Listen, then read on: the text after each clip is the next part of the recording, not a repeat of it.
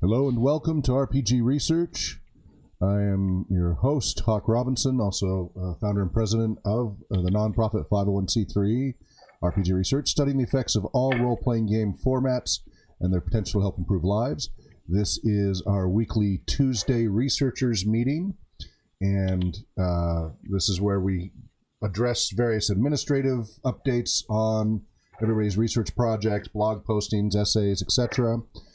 Then we have our open discussion forum on the various topics that come up for everybody. And then the final third of the meeting is a typical lecture topic. For today's meeting, after we get through the administrative segment, we'll be going over David Jeff's email and information from last week. He attended the 2019 Pacific Disabilities Conference and Accessibility, Disabilities, Inclusiveness Conference, and so we'll be discussing that as part of the open forum segment, as well as any other topics that people feel they need to discuss. Excuse me. And then in the final segment, we will go into activity analysis, what it is. It's a cross-discipline approach to things, how important it is, relevant to what we do. It's foundational to what we do, both in the community and research. By the way, please mute your microphones when you're not speaking, because every time you move something, it's very loud. We've got somebody with a lot of background noise, a television or something in the background. I think it's Ian. Might be you. And so we'll be discussing that, and this will just be part one of the activity analysis discussion lecture. It'll take several sessions to get through. We've been discussing this in our RPG theory groups over the last couple of months, but those people tend to be less research grounded. It was more the application side and the practitioner side, and I really wanted to bring in the research team on this topic because there is, as I've delved more deeply into it, a really fundamental problem across multiple industries with the current activity analysis forms that are out there. Namely, they're lacking in real reliability and validity testing, and only in recent years have people started to question it after decades of use. And this directly impacts the allocation of resources of what activities should be used for which clients and such across many different professions. So it's pretty foundational, and I'm hoping we can bring the research team together as a little mini research effort as you guys are learning about this to see what is out there, and if we can find the best matching tool, and if there isn't something existing that really addresses this, then building the best tool possible that does include, of course, role-playing games across all other activities as well. So we'll get into that later. So let's go ahead and first, somebody popped in and out, but it looks like they... It was me. My laptop was about to die. I switched to my buddy's laptop. Okay, great. So let's quickly introduce yourselves. Let's start with John, just quickly. You're all research level 1 at this point, research assistants level 1 trainees, but you all have very diverse backgrounds. So if you'd quickly mention who you are, where you are, and if you have an affiliation with an organization, what your role is with that outside of RPG research. And then also if you have before coming here, prior experience with what your prior experience with role-playing games is or is not, because we have a few researchers now who had no prior role-playing game research, which is great. It gives us the diversity of perspective. So let's start with you, Jonathan. So my name is John Hook. I'm currently living in Kalamazoo, Michigan, getting my PhD in counseling psychology. I'm interested in doing RPG RPG therapy with groups and seeing what kind of issues you can apply that to, including but not limited to social skills development. My RPG experiences, I've been playing RPGs for something like 10 years, and I've gotten increasingly more interested and involved, and right now I'm working on a couple of modules for publication. So, and your current affiliation and role outside of RPG research? Is a graduate assistant and graduate student, or graduate research assistant at Western Michigan University. Great. Thank you, John. And let's go next with Ian. Hi, I'm Ian. I'm a physics student at undergrad at the University of Pennsylvania. I've been playing RPG games for maybe about 7 years now, and thought it'd be fun to do some research on it. Okay, thank you. And David Jeffs. Hi, so I recently finished my master's degree in November last year in interaction design, which is the design of technology for people from the human-centered design philosophy. And I'm currently based in Spokane, and I've got no prior experience with RPG except for the last couple of months, where I think I've been learning a fair bit, I hope. But the more I learn, the more I understand that RPG is complex as F, basically. There's a lot going on. Okay, great.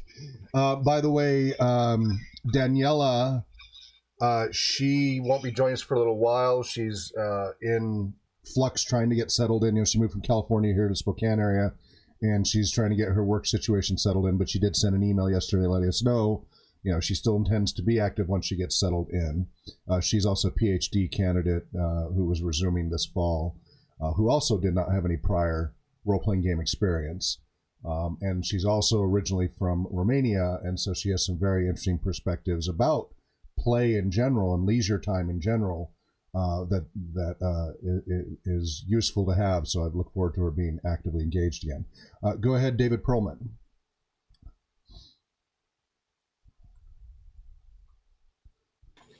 Hi, I'm David Perlman. I've been an avid gamer since the late 1970s, which kind of dates me, I believe. You and me both, man. Yeah, I know. And only really have taken up dungeon or game mastering seriously here in the last couple of years. I'm based in the Philadelphia area, so welcome to a colleague from UPenn. We probably should get together and hang out sometime. Yeah. So I'm a professor at UPenn, as well as U Sciences, and I am hoping to transition or integrate my career, possibly with an additional master's degree in health psychology, in the hopes of becoming a researcher to validate all of the hypotheses that we all have about how role-playing games can help all sorts of different people, but I'm hoping to concentrate on at-risk youth and patients, pediatric patients. And my background is in philosophy and medical ethics. Excellent. All right. Well, thank you all for joining this morning. So let's go ahead and start with the administrative stuff. So first, let's check on, is anybody having trouble logging into any area? So for example, is everybody able to get their webmail? Even though it's GoDaddy's being flaky and it may occasionally give you an error that's not loading. We know about that. There's nothing we can do about it until we get moved off of GoDaddy. But at least overall, have you been able to get your email? Are you able to access the RPGSN, which is our intranet? Have you gone in there and created your profile? You already had an account created for you. David Perlman, please mute your microphone when you're not speaking. I can hear all your fidgeting sounds going on. Thank you. And have you uploaded a photo and filled in your profile a little bit on our intranet there on rpgsn.net? Have you logged into the old Plone server at www.2.rpgresearch.com and the new Plone server at www.rpgresearch.com, because that's where our research repositories are and a lot of these other resources. So has anybody not been able to do any of the above? Has anybody had any problems? Good. I'm assuming everybody's been able to function. Good. So that's kind of just a foundational thing we want to make sure, especially as we keep bringing new people on board, because our organization is growing so quickly. We do have a new systems administrator I'm training, kind of apprenticing, and but it'll be a little while before he's caught up and trained. He's straight out of college, trying to get some real world experience, and as a volunteer, he's getting it here. And he's been working very hard and helping a lot. We've really got the server room cleaned up here in my house, and as a consequence, the rest of the house down here is a mess because we had to take a lot of stuff out of the server room, but in the long run, it'll really pay off. And then, so pretty soon we'll start the process of getting him set up. As soon as his background check finishes, hopefully today, I'll start giving him the keys for helping admin and provide technical support, and then we will start moving our content and email off of GoDaddy that's been so unreliable to our own servers here at my house, actually, to try to improve our reliability of our infrastructure. But that will take months, but we will be making progress on that. Let's see here. Somebody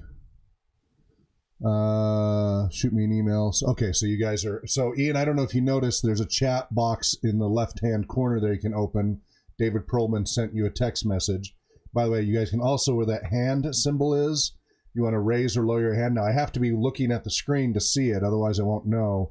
But you can raise your hand if you want to speak, or if I say, hey, vote for something, you guys can use that as a way to kind of give feedback without stepping over each other. You can always use the text messaging there to get attention. So, yeah. And, pretty much everybody's email is going to be your name at RPG Research. Now, David Perlman's is a little different because we already had a David. We also have several Daniels and Danielas and Daniel. So, it's whoever got there first in a way. But if you guys want to talk to Perlman, there is a page on the www.rpgresearch.com website called Contact List. So when you're logged into the site, you're able to see that. And it lists everybody's contact info so that we can all communicate with each other. But also remember that rpgsn.net is another great way to communicate with each other. Okay, so let's go ahead and let's see, schedule stuff. So if any of you are in the Spokane area, you got to be in the Spokane area around May 31st, this Friday, please, this is really important. I need everybody in the area to show up at Sky Prairie Park 5 to 8 p.m. 5:30 is when I start. We're trying to get a bunch of representative video photos, etc., of the many activities we do. So we're going to be doing kind of a quick example of all our different activities from 5:30 to 7:30 up at Sky Prairie Park on 5 Mile Prairie. So those of you in the Spokane area, if you can please attend, bring as many people with you as are willing to sign. You have to sign a media release so that we can use your likeness and such. We just need to get as many people there as possible. We need a minimum of 20 people. And really, we're trying to get up around 30 to 40 people, especially for the LARP segments, because that's much more effective when it's a larger body. So just keep that in mind. If you are in the Spokane area, what was the park's name? It's Sky Prairie Park.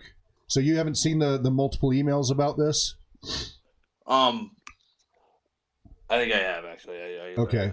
So there are links to it with a map and everything, but Sky Prairie Park, it's the park up on 5 Mile Prairie.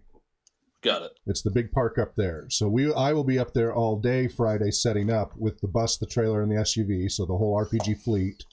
And we're going to be shooting photo and video and everything from many different angles, trying to show people all the stuff we do. The problem is, when we do most of these programs, whether they're research or community programs, we're usually working with protected populations, whether they're minors or special needs. So most of the time, it's impossible to get everybody to sign releases. There's almost always quite a few holdouts. If it's not the participants, it's the guardians, or vice versa. And so we end up having to pixelate the faces, things like that. So it's been really hard. People keep asking for us to share photos and video of what we do, because what we do takes so long to explain, and often just a photo is worth 1,000 words type of situation. And repeatedly this has come up over and over, especially with our fundraising and such. So what has been recommended by multiple people is we go ahead and simulate what we do with people who are willing to sign the releases, right? So we're just trying to get everybody up there so we can go ahead and we'll go through all of the activities that we do regularly each week. We're going to cover all the different tabletop playing in and out of the bus and the trailer, all the different formats. We're going to cover electronic role-playing gaming, which includes Neverwinter Nights and the custom modules. I'll have a whole bunch of laptops set up, and you'll be able to experience that for the first time if you haven't previously. We'll be bringing up our multiple VR headsets and our AR headsets, so you can try that out if you haven't had a chance to do that yet and you're in training. We'll be doing multiple types of LARPs. We'll be doing non-costumed salon LARPs, which means non-combat. We'll be doing costume LARPs. We will be doing buffer LARPs. We will be also doing cooperative music and cooperative drum circles. So all of those, we're going to be quickly doing snippets of each of these over that couple-hour period. So this is a great chance for you to get a quick sampling of all the different activities that we're involved with, both on the research and the community program side. And then for those of you who can't make it, we will, have a bunch of photos and videos and such that that I can incorporate a lot of this more into our online learning and other programs, as well as in our general marketing and such. So this is something we've needed to do for a long time, and hopefully the weather behaves. There's no, it's still May, June, and the weather is very changeable here, but hopefully it will cooperate. And if it doesn't, it is a park, so there are areas that are covered, and we do have the bus and the trailer, and the trailer has an awning as well, so we'll make it work, whatever the circumstance. But yeah, if you're in the Spokane area, please come on out and bring as many friends and family and gamer friends as you can that are willing to sign a release, so that we can make sure, especially for the LARP and collaborative music and collaborative drum circle activities, those really are larger group. They work much better with lots of people. For the drum circles, we can handle up to 50 people. We have enough percussion instruments for that, including adaptive equipment. And we also will be demonstrating a lot of our adaptive equipment at each of these activities. We have braille dice and use a number of adaptive techniques and pen and pencil holders for dysgraphia and other types of disorders. So a lot of different things that we want to be able to demonstrate and show people. So that's going on this Friday, May 31st, 5 to 8. And so please do attend if you can. We won't be streaming live because we'll be up on the prairie. We won't have, I don't want to use up our MiFi, because streaming that would use up a lot of bandwidth. But we will make it so that those who aren't in the area can definitely see the clips and such as they get uploaded to our RPGSN and such over time. Any questions on that topic, anybody? Or comments?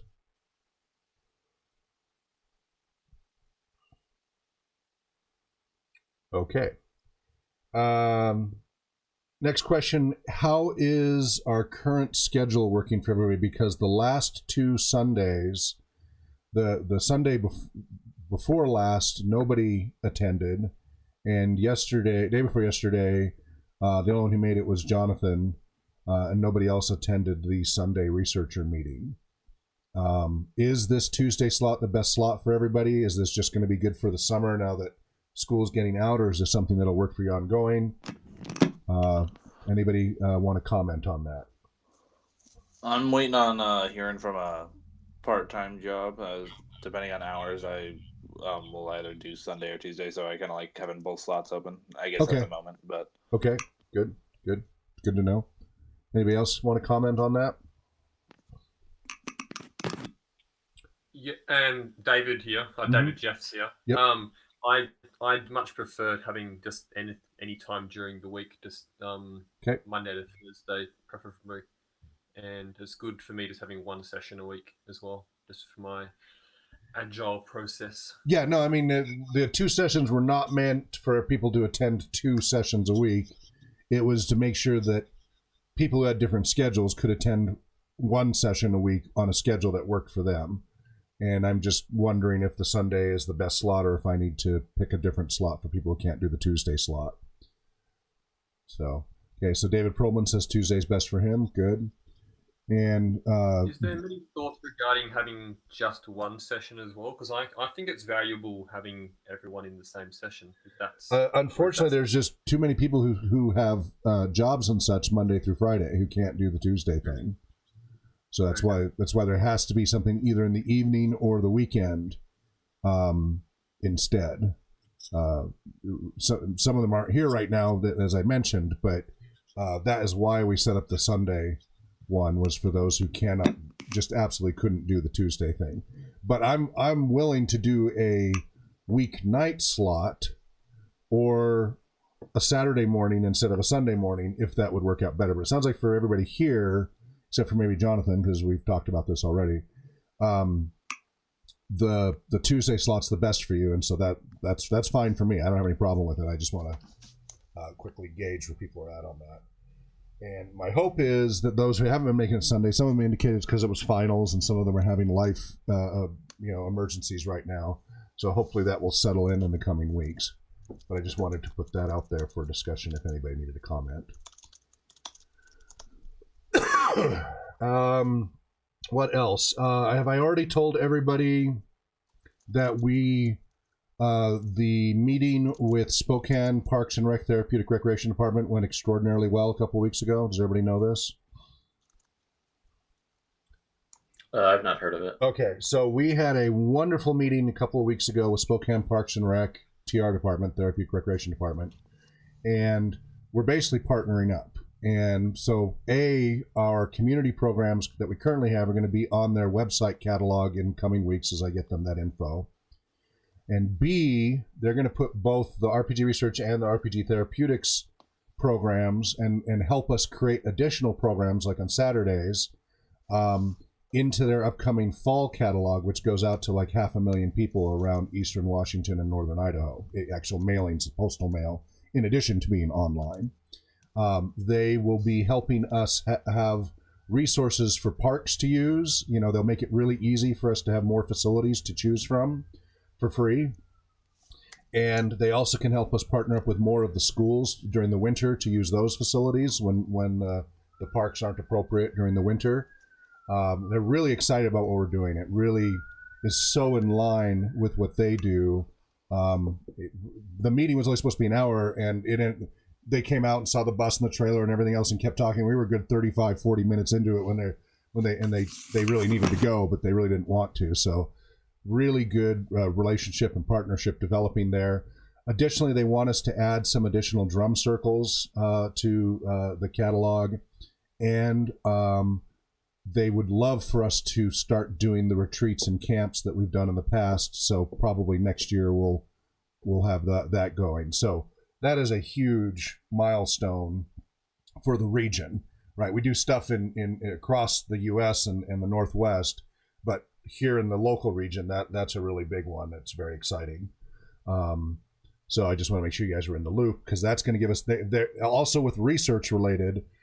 They said let them know how they can be of assistance in getting us resources when we need it. So if we need a facility to do research, if we need a way to help get the word out to try to bring in participants to participate in a research study, we now have an incredible resource beyond just the university access to the general public to try to bring people in. We can literally work with them to put a flyer together and an announcement to say, hey, show up at this park this day to do a research study, and get a whole bunch of participants potentially. So I'm very excited about how that went. Comments or questions on that before I go on to the next one?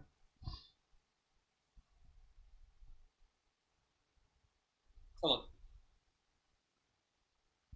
What was that, David Jeffs? That is excellent. Yeah, it's very exciting. It gives us a great resource, and they are all therapeutic recreation specialists, CTRS certified, and so the good thing is we can talk each other's language, and they're really excited about our research side as well, and really want to help us with having the resources to do that research. So this may solve some of our, right, because we don't really have great funding. This is, again, another way to work around not having funding, where people are willing to freely help us get the resources we need that other people would have to spend an awful lot of money to acquire. So this is another piece coming together for us to be able to do a larger scale research.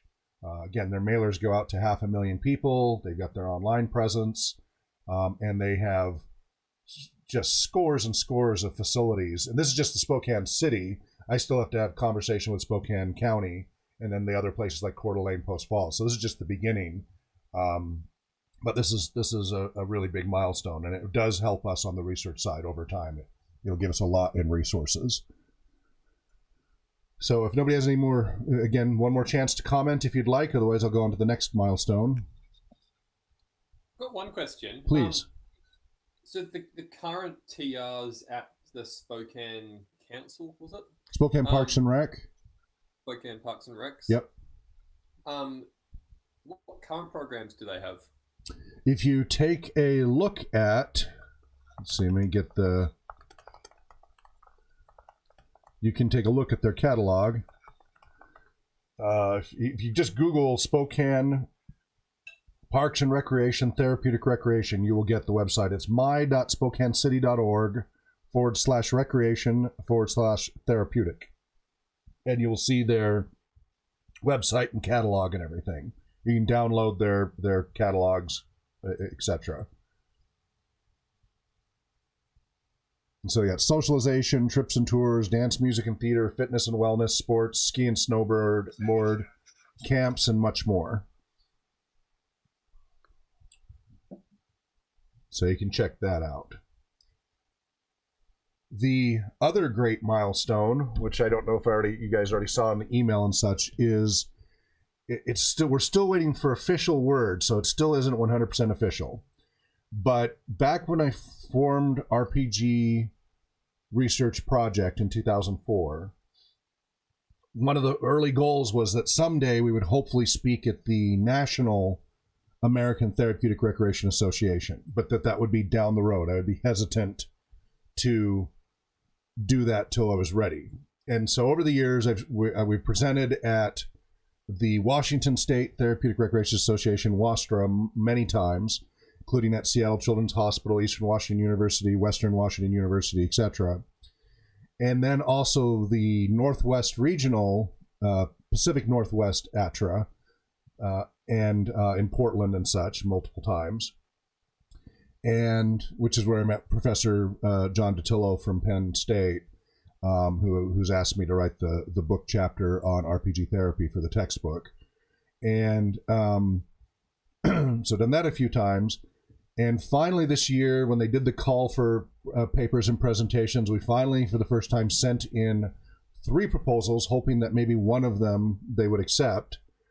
And they emailed back the other week asking if we would be interested in doing all 3 as a full day program.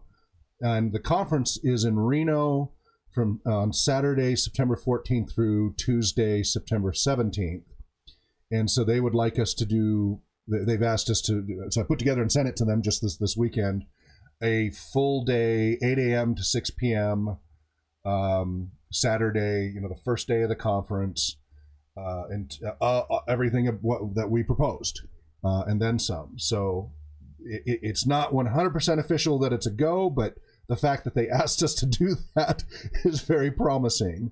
And just to kind of put in perspective, just like on ticket prices. So the tickets for students at the WASTRA, the Washington State TR Association Conference, were typically around $45 to $60 an hour, or $60 to attend, because again, that's a heavily discounted student price.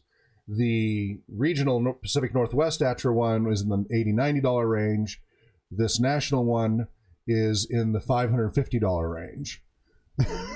So it's a big jump, and so hopefully it'll be a big jump in attendance as well, and really really reach out to a lot of people. So that's another really big milestone that has been 15 years basically in building. And we'll be taking the bus and the trailer down there and the SUV.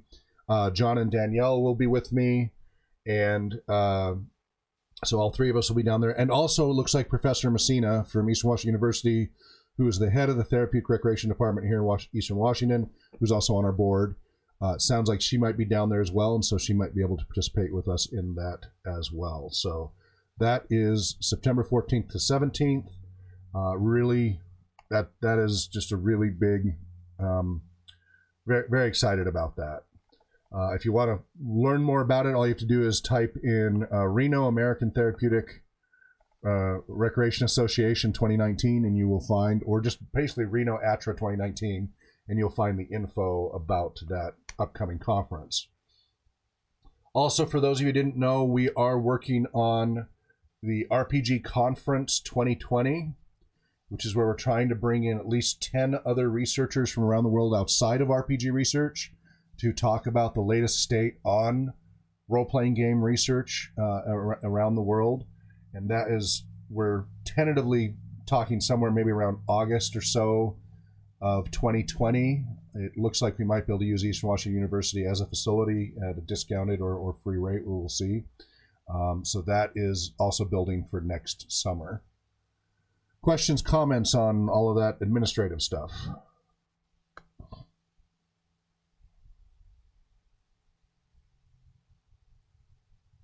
What were those 3 topics you proposed for the Reno conference?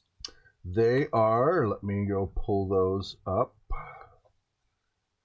Let's see. They've been combined.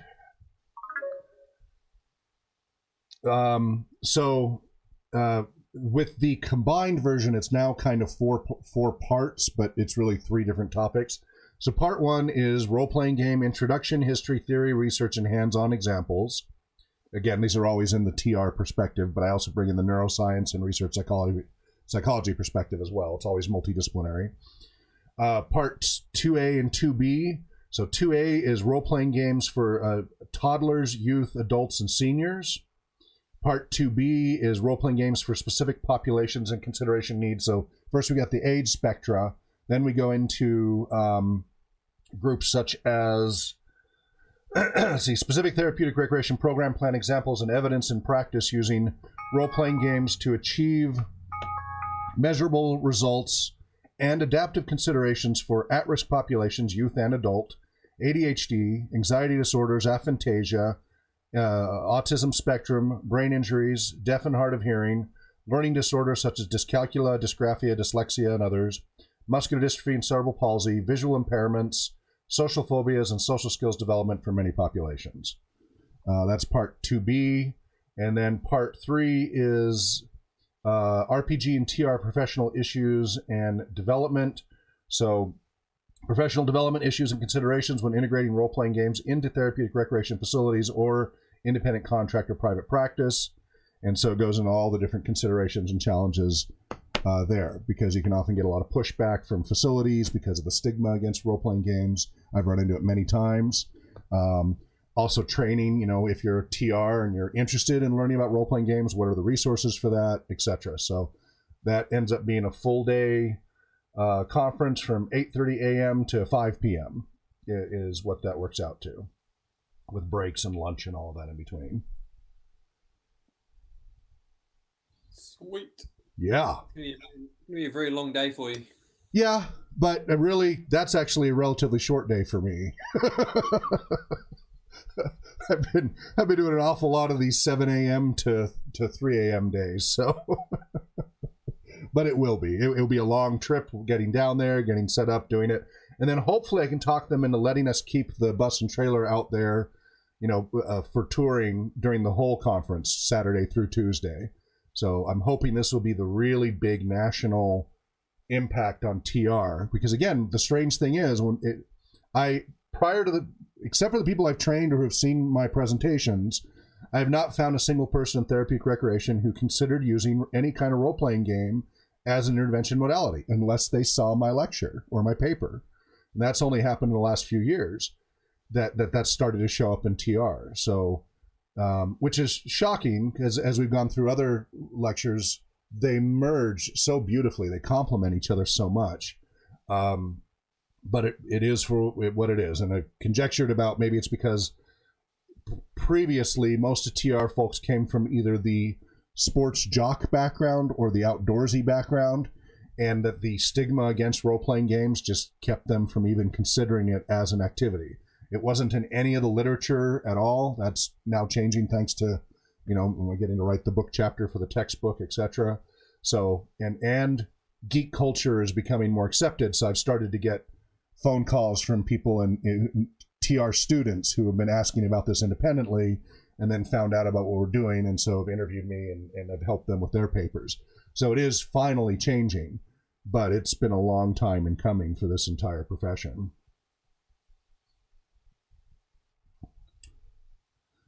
So fun stuff. Any further questions or comments on that topic, those topics?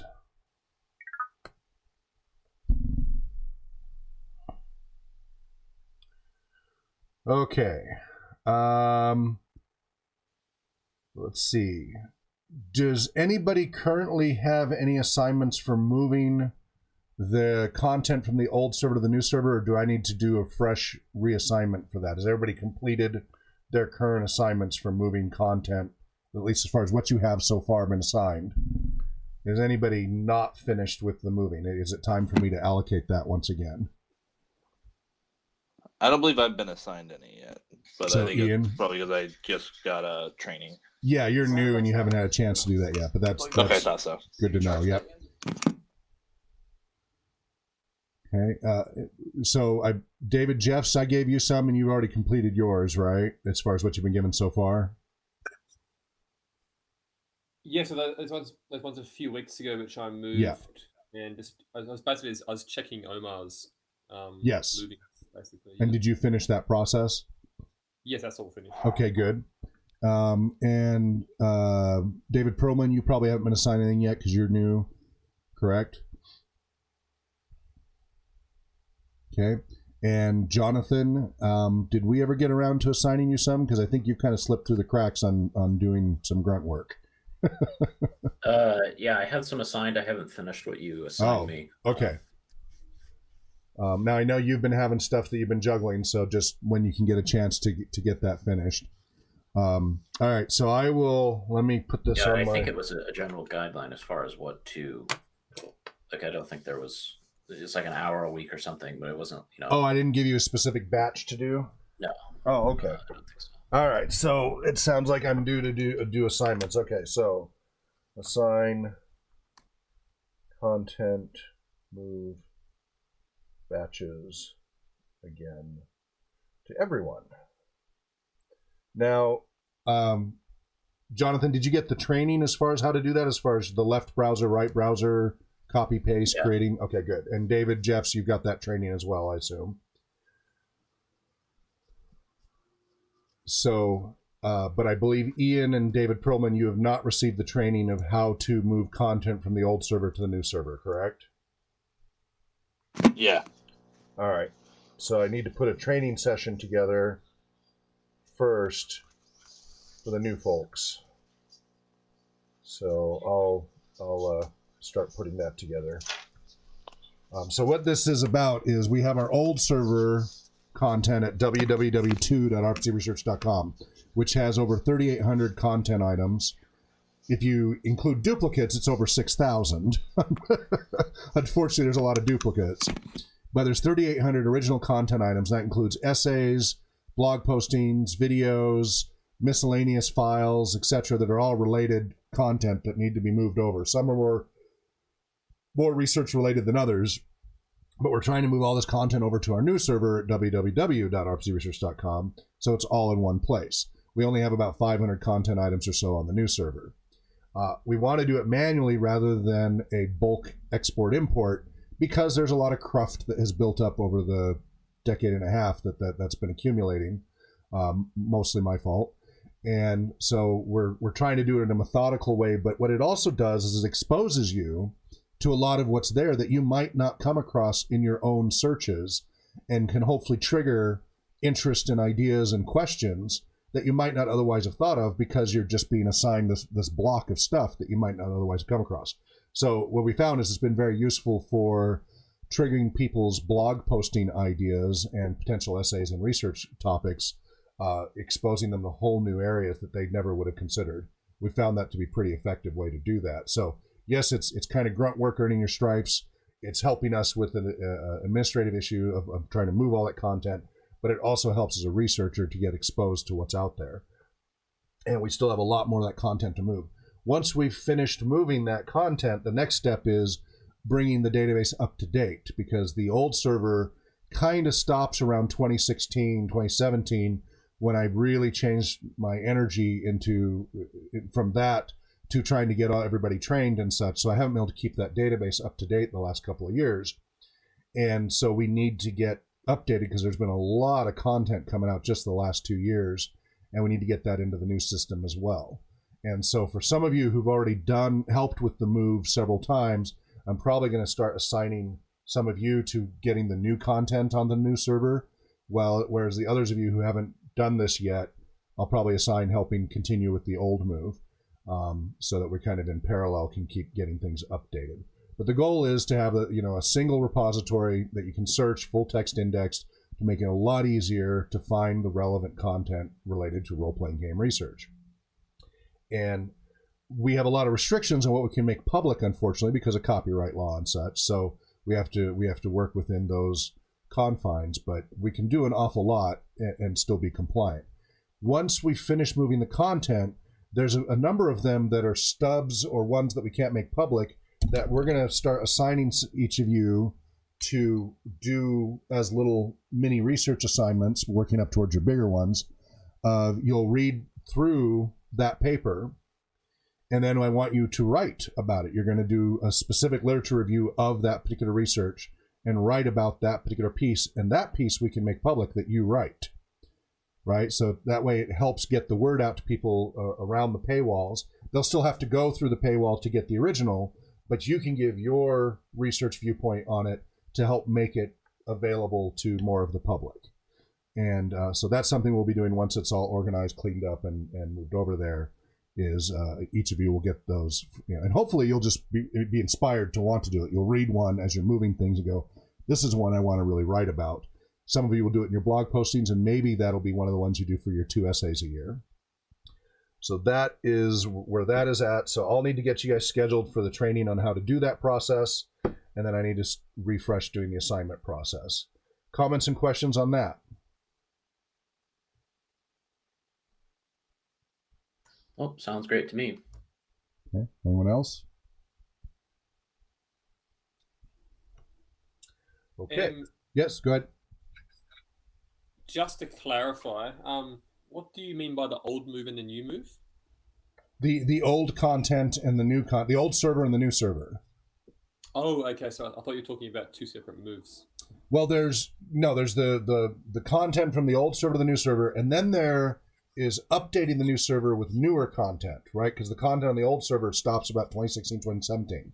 So the other one in parallel would be going into all of our respective university database access and trying to find content that isn't in our database, and making sure we get at least a stub about each of these other papers that have come out the last couple of years that aren't in our system currently, to bring it up to date, so that we have once again, because I used to pretty much every month go through all the library databases I could to find anything relevant, in addition to just general web searches, because often they're not even in the university databases, and get them into the RPG research database. I would do that about once a month. I would spend days just pouring through these, trying to find them. They're really buried deeply. They can often be very difficult to find.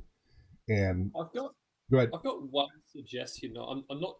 Maybe I brought this suggestion up like a while ago. I'm not sure. Because I know a lot of these journals, which are behind the paywalls, they do go through that peer review process where they go through like maybe 3 or 4 different edits. And from my understanding, like perhaps one of the more academics can correct me on this, but the person who writes that paper, any of the edits up until the final version, which is included in that conference or the journal paper, they can actually host that on their own website, and they might be willing to allow us to host like the second and final draft on our own. So when I've talked to, because we run, so I've reached out. So whenever we find a paper that we can't find a public version of, because we always search for that first, we reach out to the original author. It's pointless reaching out to the journals because they're not willing to do anything about it. It's how they make their money. But we reach out to the original authors and ask them, do you have a version of this that we can publish publicly? And many of them are happy to do so if they're able to do so. But many of them don't have the rights to do it. They would have to write an entirely new paper with to do so. So it totally depends on the rights. Now, some have said, yes, they do have the rights to do so, and we've been able to do it. But it's on a very case-by-case basis. We have to reach out to them. They have to say that they can do it, and then give us the okay. I've never had an author say no. I've had plenty of authors say, I would love to, but I can't. So far, every single author would love to have us be able to host that publicly available. but they can't because of their agreements with the journals and such. But some we've been able to. Some they've retained enough of the rights that they're able to do so either after a certain amount of time or a different variation. But for the most part, the answer has to be no because of the agreement with the journal. Okay, no problem at all.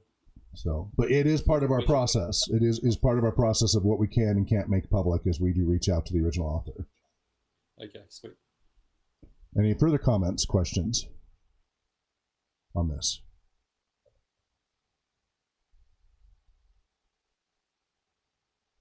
Okay. So now let's check on everybody's blog status. So I'm going to start with, let's see who's been here the longest that's here today. Okay, so Jonathan, we talked Sunday. Did you have any time to work on anything since Sunday? Yeah, and I think I have something out tomorrow. Okay, good. Did you get back to Omar and I think, was it David that you needed to get back to? I'm finishing up their reviews right now, actually. So. Okay, good. All right, so David, you heard that, right? David Jeffs. Yes. Okay. Thank you so much for that. I'm looking forward to implementing it. And Ian and David Perlman, are you familiar? Do you remember how I explained the this is all part of our internal peer review process. Do you need me to reiterate how the blog posting process works? Or let me start with David Perlman. Are you up to speed on that, or do you need a refresher? So if you could give me a quick refresher. Okay, I'll do it for both you and Ian's benefit since you're both newer. So you're expected each month, the first month or two you're here, there's no pressure on you. You just kind of soak it in, and when you're moving content, get ideas and just kind of listen and take it in. But after the first couple of months, you're expected each month to write a short blog posting on a relevant topic. And usually this is not difficult to come up with a topic. Usually it's more difficult to narrow it down to one topic and not make it too large for most people. But you pick one topic that you want to write about, and the blog posting is far less formal than an essay. We don't want a full-blown essay for the blog posting. It should only be a page or two in paper length, if you will. If it's longer than that, then you would turn it into a blog series where you're releasing it in increments, as Omar and Eric have done.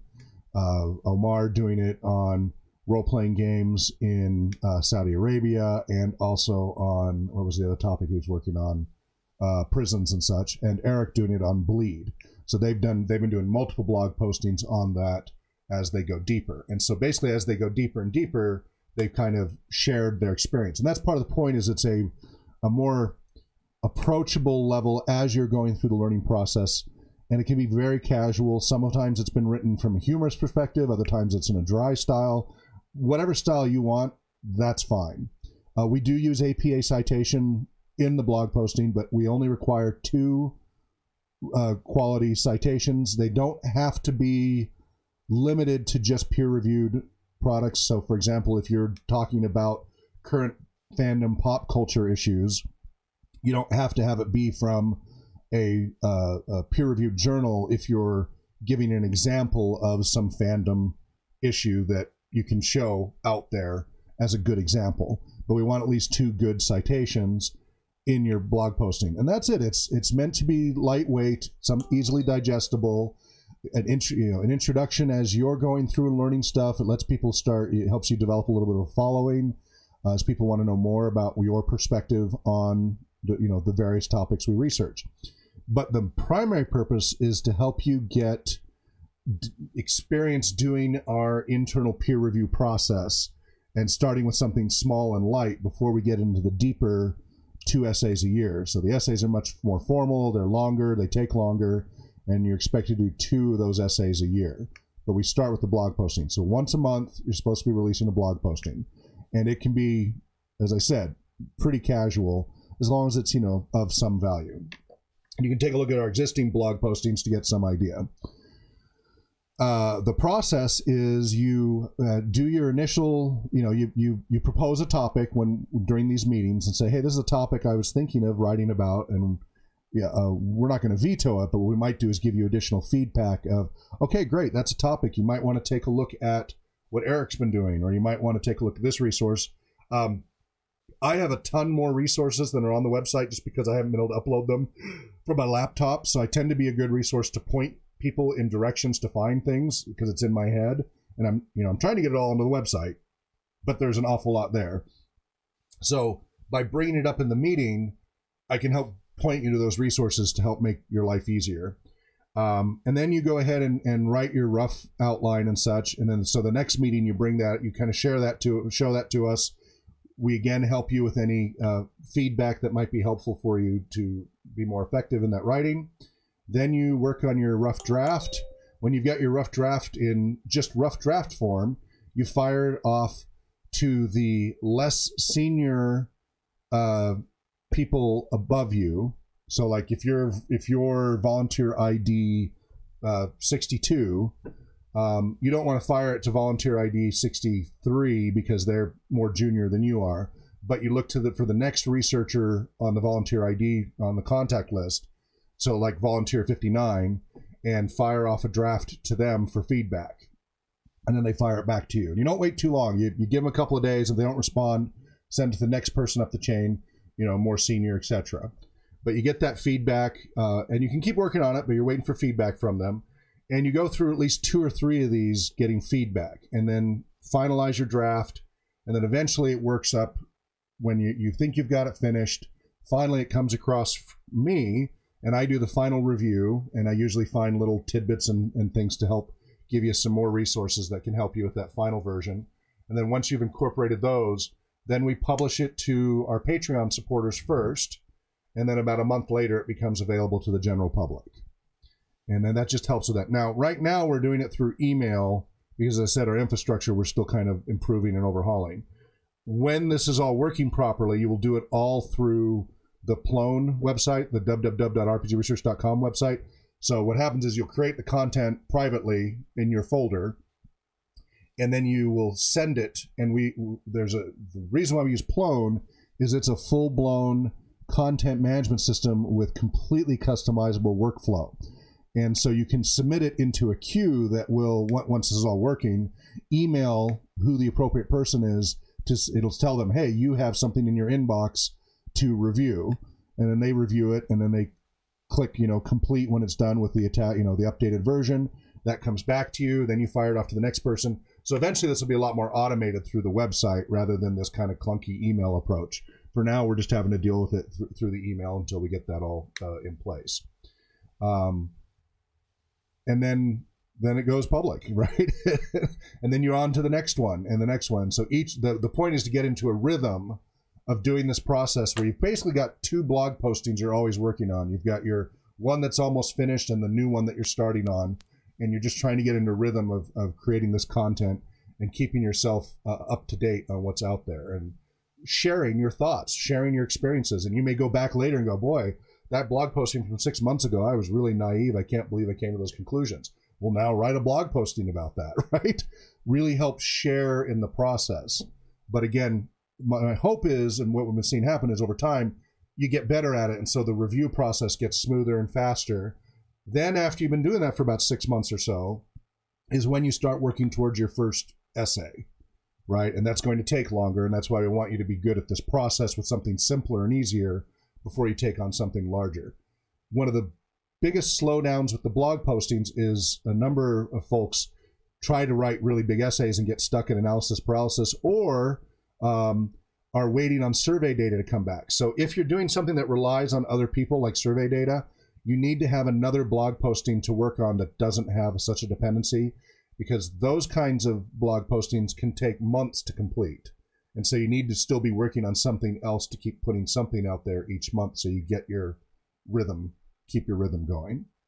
Does that help clarify, Ian and David Perlman? Yep.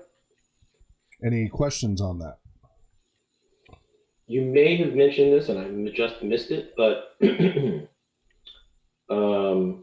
so the peer review process, it basically goes to the next person up on the volunteer list. Yes, the next. So whatever your volunteer ID is, go to the next more senior than you up the chain. So the number will get lower as you go up the chain. Okay. Right. And welcome Eric and Omar. Yay, you're here. Woohoo. Omar, how are you? It sounds like you've been having a really rough time of it. Hello. Hello. Yeah. Did you say you had a fire fine. in your home? Is that what that email said? It was a little cryptic. Yeah. Sorry. We have kind of similar to the thing happening in California, where we just have really bad, very very hot weather, and it keeps catching stuff on fire.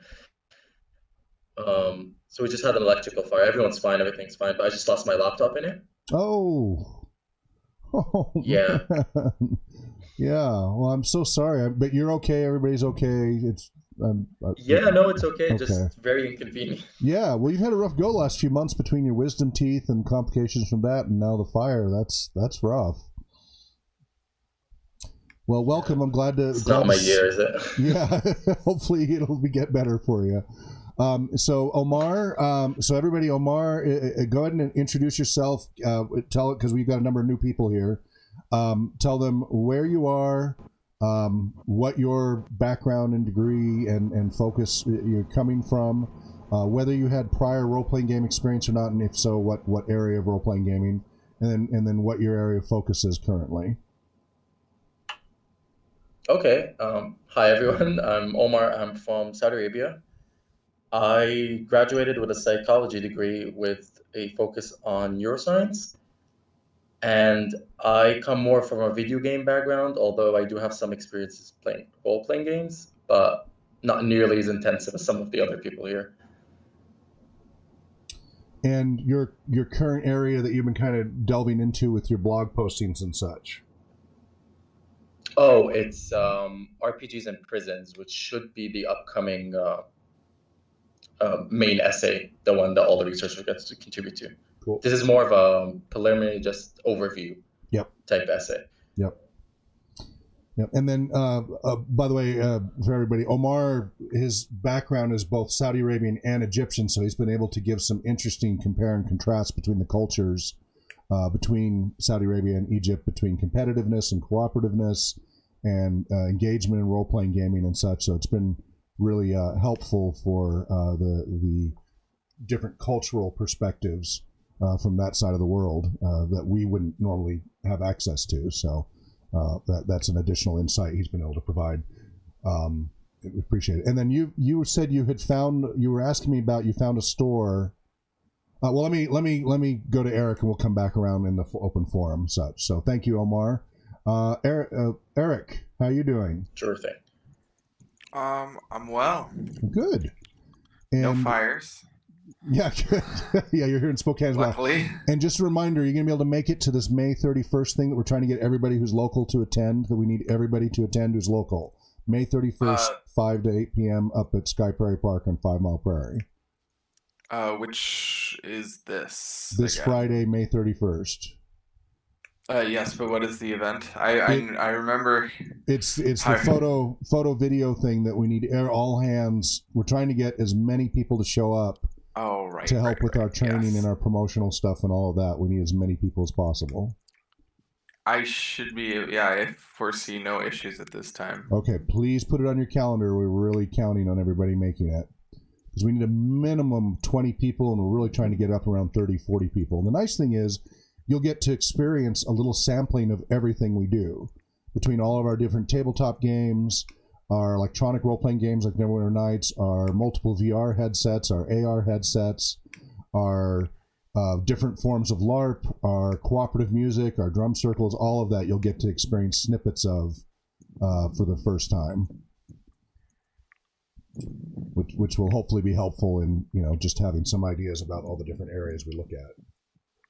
So, and it's a chance for you to meet in person a lot more of the staff.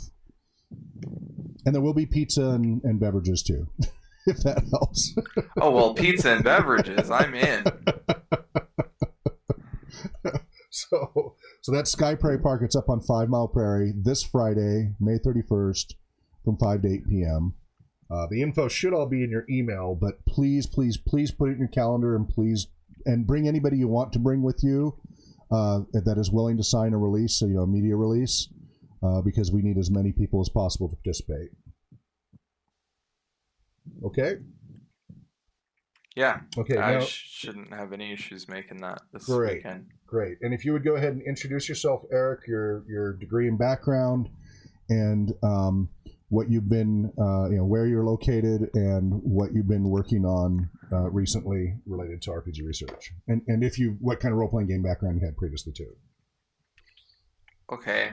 Hi, I'm Eric, and I am a research assistant with RPG research now, and I have a degree in chemical engineering. I have RPG'd off and on since I was much younger. I was first introduced to it. The neighbors' parents were like, "Hey, you should play this game with us. It's D&D night." I was like, "Okay, I have no idea what that is, but sure, why not?"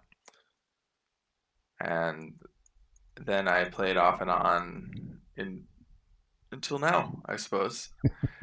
I am located in Spokane, Washington currently, and I decided to get into RPG research when I was between jobs because it sounded like an interesting volunteer opportunity. I am currently working on several blog posts that are focused on bleed and the effects thereof. Excellent. Thank you for that, Eric. And just so you're aware, we also have here David Jeffs. You've already met David Jeffs, right? Yes. Eric and Omar. And then Ian, who's fairly new. I don't know if you guys have met Ian yet. I don't believe I've seen Ian yet. Okay. So, Ian, you want to give him a quick summary about yourself again? I know it's a repetition, but for their benefit. Yeah, sure. I'm a junior at the University of Pennsylvania studying physics. I was looking for research back home. I've been playing Dungeons and Dragons for about 7 years now, really like RPGs, and thought this was a cool opportunity, so I'm here. Great. Thank you, Ian. And awesome. David Perlman, have you met Eric and Omar previously? I have not. Okay, if you would quickly introduce yourself as well, again. No problem. So I'm David Perlman. I'm volunteer number 64, so probably the most recent person to join. I'm based in the Philadelphia area as well. I'm a professor at University of Pennsylvania and University of the Sciences. My background is in philosophy and medical ethics, and I'm hoping to transition to become a RPG researcher and take my previous background and kind of combine it with sort of the skills I'll learn here. And basically, I'm interested in the research angle of moral development and how it functions in role-playing games and how that can one could influence the other. It's kind of the general thing. Wonderful. Thank you for that, David. Sure. And John, you already know everybody here, right? So we've got everybody covered. Okay, good. So yeah, I know Omar generally is going to come in the second hour because of his work schedule and time difference in Saudi Arabia. So we just, but now that you've all been introduced, we won't have to do that every time. There are a number of other new people who in the future we'll have to introduce you to, Daniela and a few others who will be joining again in the near future. So I'd like to move on to our second segment. Is there anything else administrative that anybody needs to address at this point?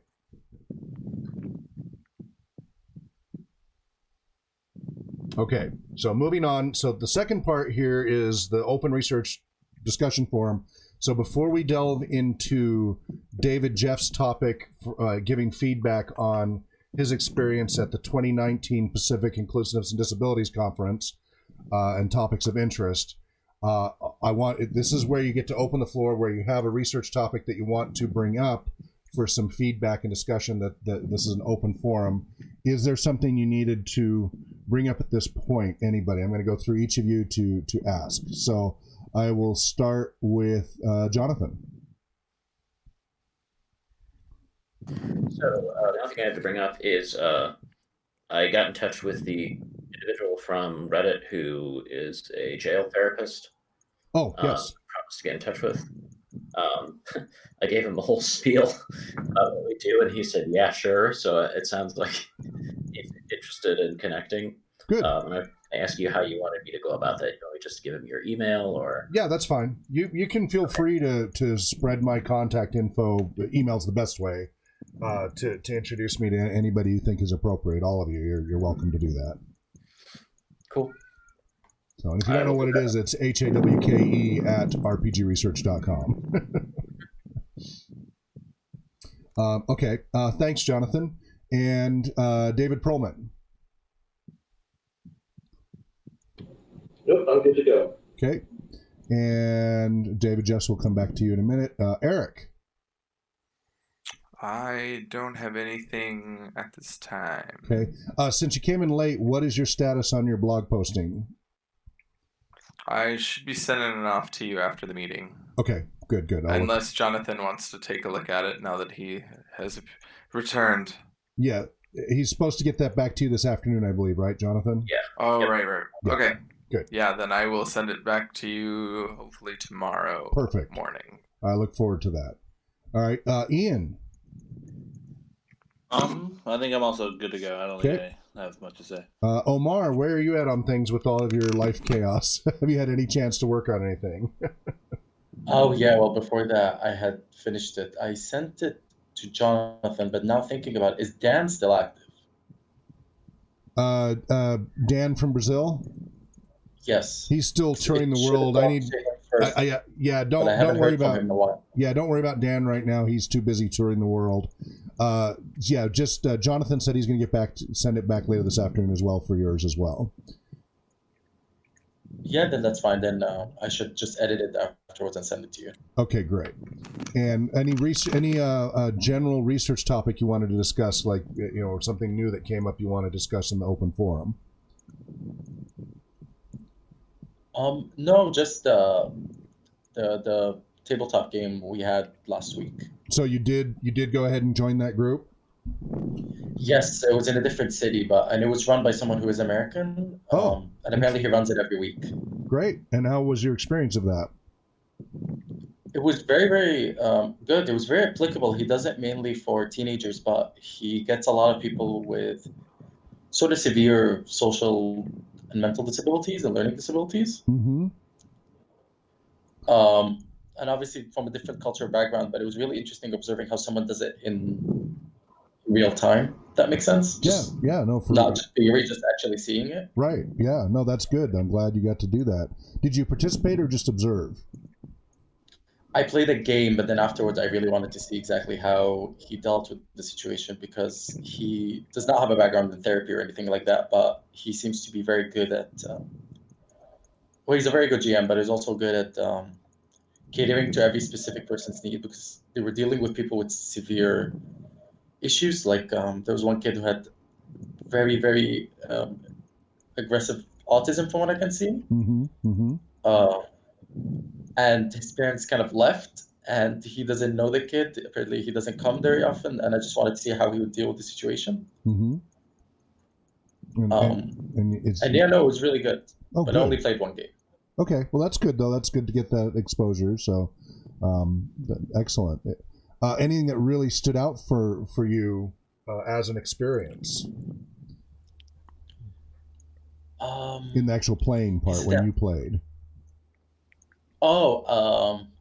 Yeah, I think you're right when we were talking about playing with friends versus playing with people you don't know.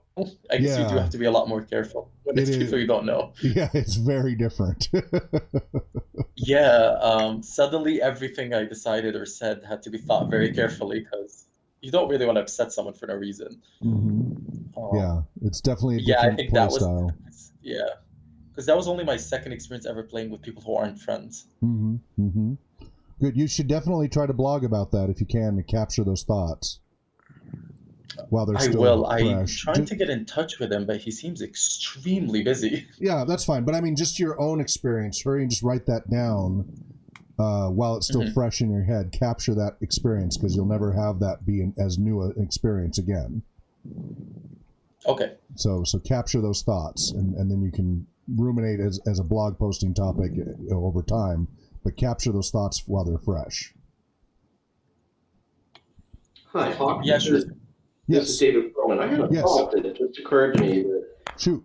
I think we should either tag or talk about at some future time. Please. And probably also cross-tag it with the Game Masters group. And that's what to do if parents/guardians basically, leave their ward or child or whoever who has a severe, if I'm understanding correctly, severe autism, like at a public kind of event. I personally would think that would be uncomfortable and raise huge liability and ethical issues and so on and so forth. So I'd be interested to hear more from Omar about what happened there, but also just to kind of tag it as something to discuss in the other groups. Okay. Omar, do you want to comment on that before I do? Yes. So without getting too much into it, something like autism is not very well understood in a place like Saudi Arabia. It definitely depends on the kind of parents they have, and the area I was in is a very smallish city type place, and people there they're not going to know exactly how to deal with something as difficult as a child with autism. They seem to treat the child completely normally. There was absolutely no special treatment from what I can see. Leaving the kid was very, very strange. I agree with you. I do not understand why they did that. How old? But they also had something like 7 other kids. I'm sorry? What was the age of the approximate age of the person? I think he was around 11, 12. Oh, wow. Okay. Yeah, pretty young. And was that the general age of the group? Yeah, it was mostly 13-year-olds, 14-year-olds. Okay. Oh, so he's even younger than the peers and on the spectrum. That's rough. Okay.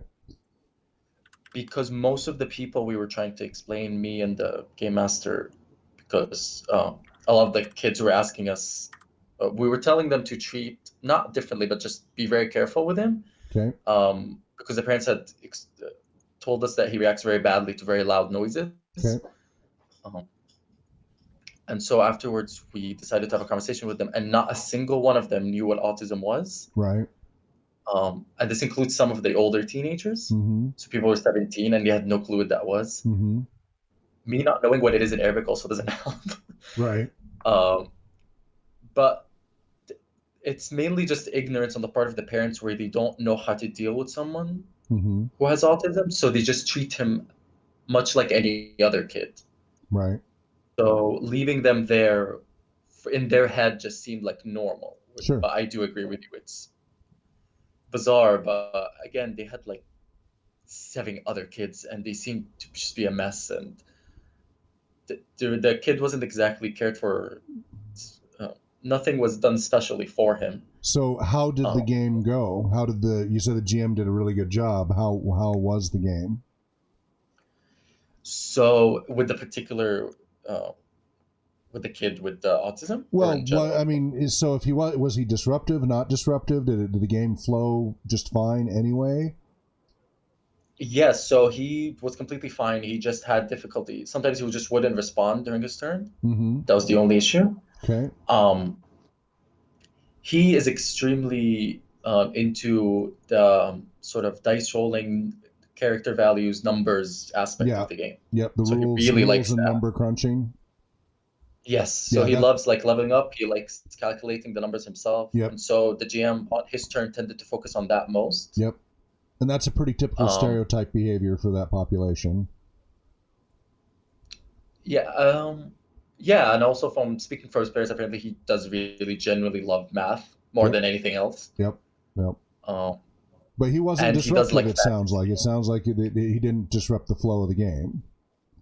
No, he was completely fine. Okay. And go ahead. We had no real disruptions. Again, he was the GM was really good at reining in anyone who's just kids in general who are trying to go a bit like or loud or obnoxious. He was really good at reining them in and making them focus on the game. Good. Yep. Well, that's good. And it feels like a skill that's learned. Yes, it is. By being a parent. Well, no, actually, parenting I've found can contraindicate being a good GM. Because if you especially for reining in the kids. Yeah, but the way parents tend to do it to their kids actually can be contraindicated for at-risk populations. Because they get that all day long. They don't need that at the game table. I often, I train game masters all the time, and if they're a parent, I have to break them of their parenting in the game. They have to stop trying to parent the kids. It's very different being a facilitator, which is part of what a game master is supposed to do, and parenting. And parents, and I'm a parent, I have 3 boys who are now adults and such, but we all kind of fall into a little bit of a dance with our kids and with other kids when they're getting rambunctious and such, and they will respond initially. But when you're not the parent and you're in, you do have this power situation of being the game master and the game and all of that. Some people do fall into that if they are parents, and I generally find that they tend, especially at-risk populations, they'll actually escalate worse over time. It makes the dynamic worse if they try to parent them because they get it all day long. They don't need more of that in their game. So literally with GMs who are parents, when they come on board, I have to break them of their parenting automatic responses in the game to get them to have better games. Being a good facilitator is not about being a good parent. They're 2 separate skills. Now, being a parent who is also a good facilitator for activities is great, but they are different approaches, if you will. So what you just described is actually very common. As I've observed this for decades, there's frequently someone on the autism spectrum at a gaming group. Very, very common. I don't have the exact numbers. If I had to go with my gut, I'd say about 1 out of every 2 groups I've observed, there's somebody on the spectrum to some degree in 1 out of every 2 groups. And part of it is they gravitate naturally. You listed some of the things he likes to do. They come in for different reasons, whether it's an interest in some other activity or the structure of the rules or the math. There's a whole bunch of different reasons why they're drawn to it. But many game masters have somebody on the spectrum in the group and just try to handle them the same as the other players, which, as long as they're not a disruptive player type, is perfectly appropriate. And it will help them over time. And, often they're not singled out. It's not like this one, it was made very clear he was on the spectrum and such. But often they're not even told. The kids know something's different about the kid, but they don't really know what the difference is. And this is part of the beauty of role-playing. And that's why I've always considered the autism spectrum population kind of one of the easier populations to use role-playing gaming with to help with social skills, because they are so naturally drawn to it. For many of them, it's a really easy sell, and it's really easy to get them engaged compared to other activities. So what you're seeing is not atypical in other areas. It is interesting to hear it from the perspective where you are geographically and culturally and such. Now, you said he's American, and this was all in Saudi Arabia as far as the language being used? So, yes, he's American. He's an expat. I think he's been living here since the late 90s, though. Okay. And this was what, D&D? It was D&D, yes, but it was his own scenario. So it's D&D, like character sheets and rules and things. But 5th edition or different edition?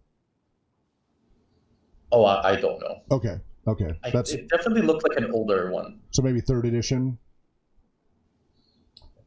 Yeah, if you get a hold of him, ask him that. People will just be curious. So it's not critical, but there are considerations. Very cool, but very thick New York accent. So it's kind of difficult sometimes to understand what he's saying. All right.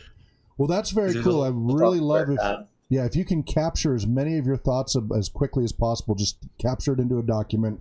Don't worry about organizing any way. Just stream of consciousness. Capture that into some kind of Word document. Just capture as much as you can. And if that doesn't work, just capture it on an audio or video recording. Just save as much of this as you can.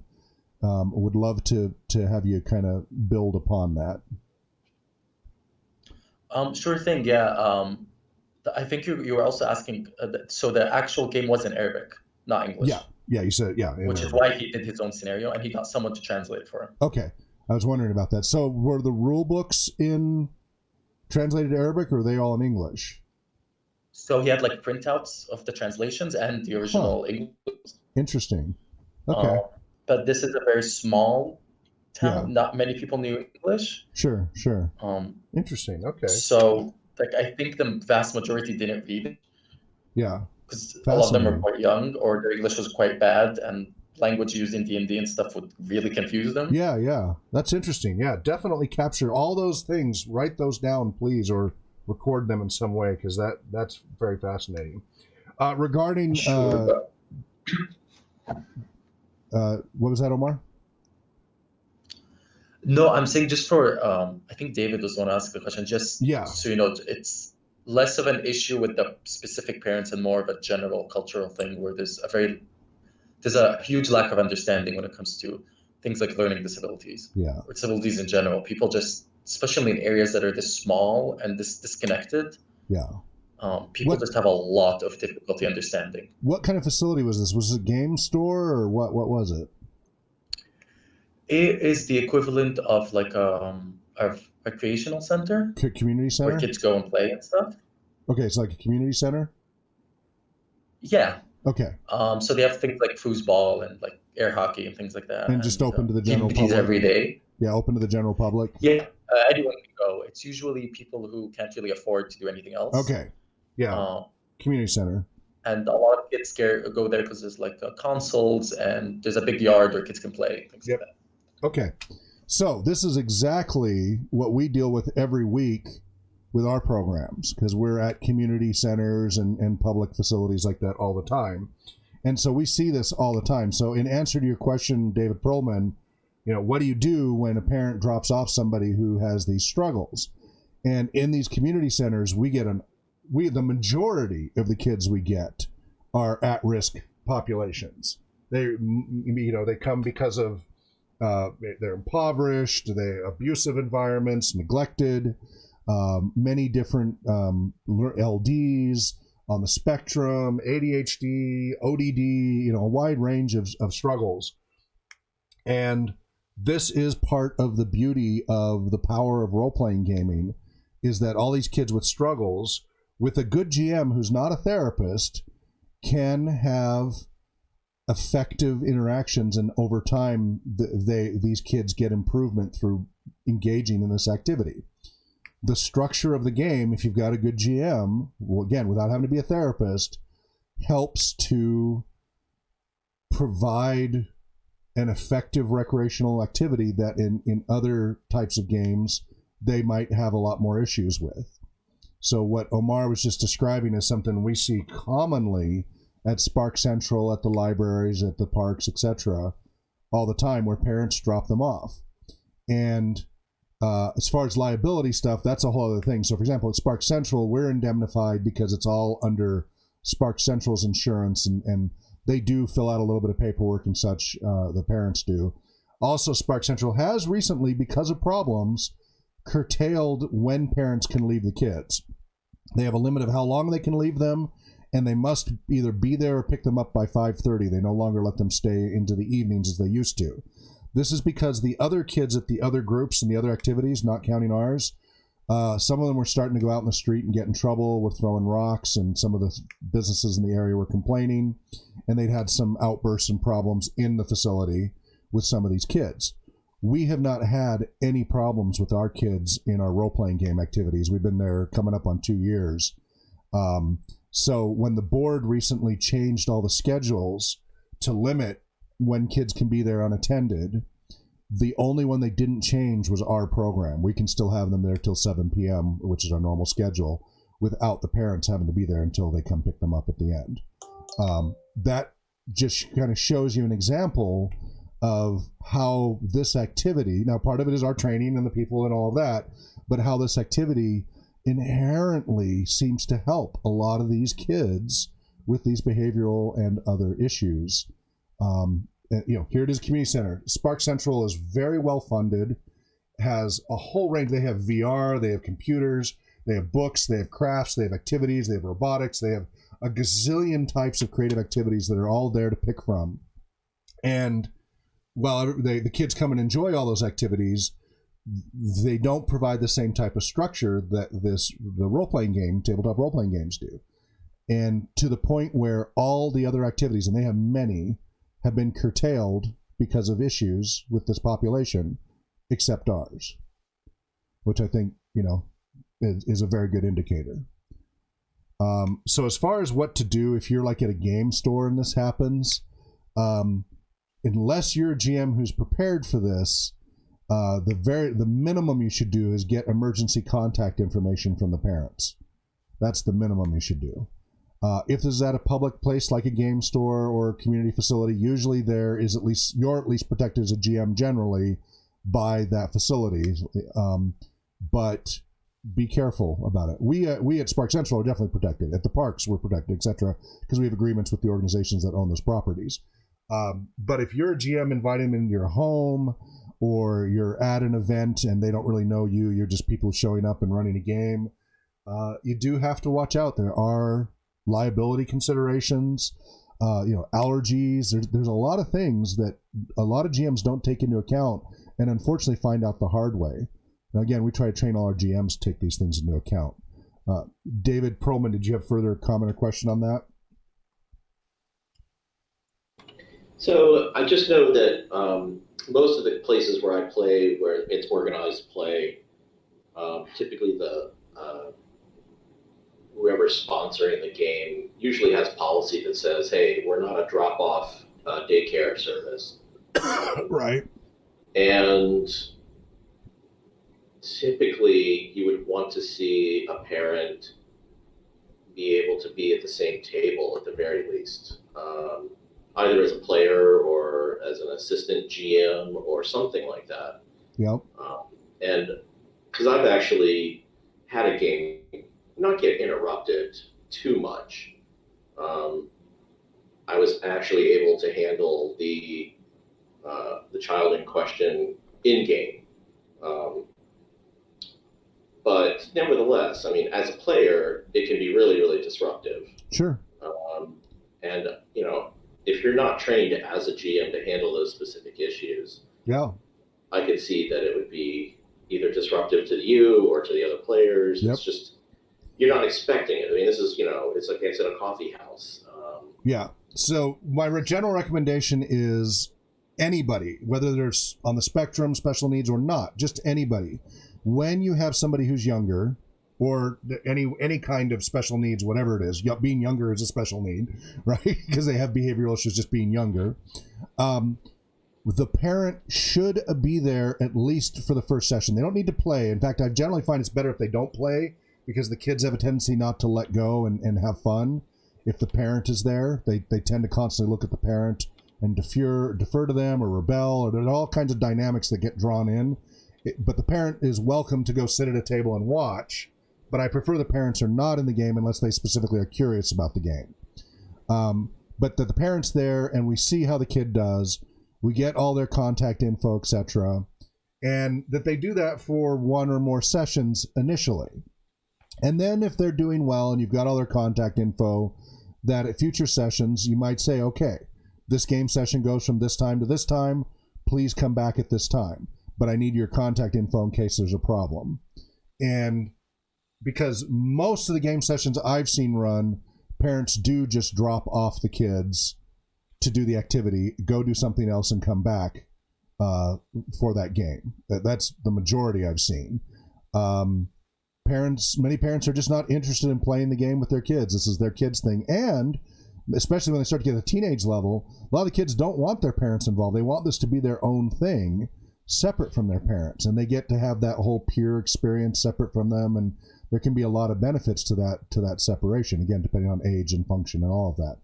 But generally kind of doing it in stages. My whole process is I generally don't, like when I put a gaming group together, I don't have people come to my house first. I first meet at a neutral place, a game store or my offices or something, where they don't know where I live because I don't know who, when it's new people, I don't know what they're like. And I run a number of sessions long before I ever consider migrating them to gaming at my house. Right, I give it quite a bit of time before I'm comfortable and trust them enough to game at my house, for theft reasons and other reasons, etc. So, without it being therapeutic at all, these are definitely good standards of practice as a game master, to have these things. But yeah, really make sure you've got emergency contact information. If there's any issues, we have kids, who are diabetic and they forget to, they forget and they start to go into diabetic shock. Any of these things can happen, and it's kind of scary. Anytime you run any public activity like this, you run this risk, and so it's important to get all of that. And a lot of game masters don't have that kind of training, so it's definitely, these are many, many, many considerations to watch out for. The best thing is do it in a graduated fashion. The parents are observing. You've got the contact info. And then try a little longer without the parents around, have them go away for half an hour and have them come back, see how they do while they're gone, if they act up or not. And then if everything works out fine, then it's not a big deal to have them drop off, because they'll be engaged in the game. If the game's going well, it shouldn't, then you don't have to treat it any differently. Thoughts on that?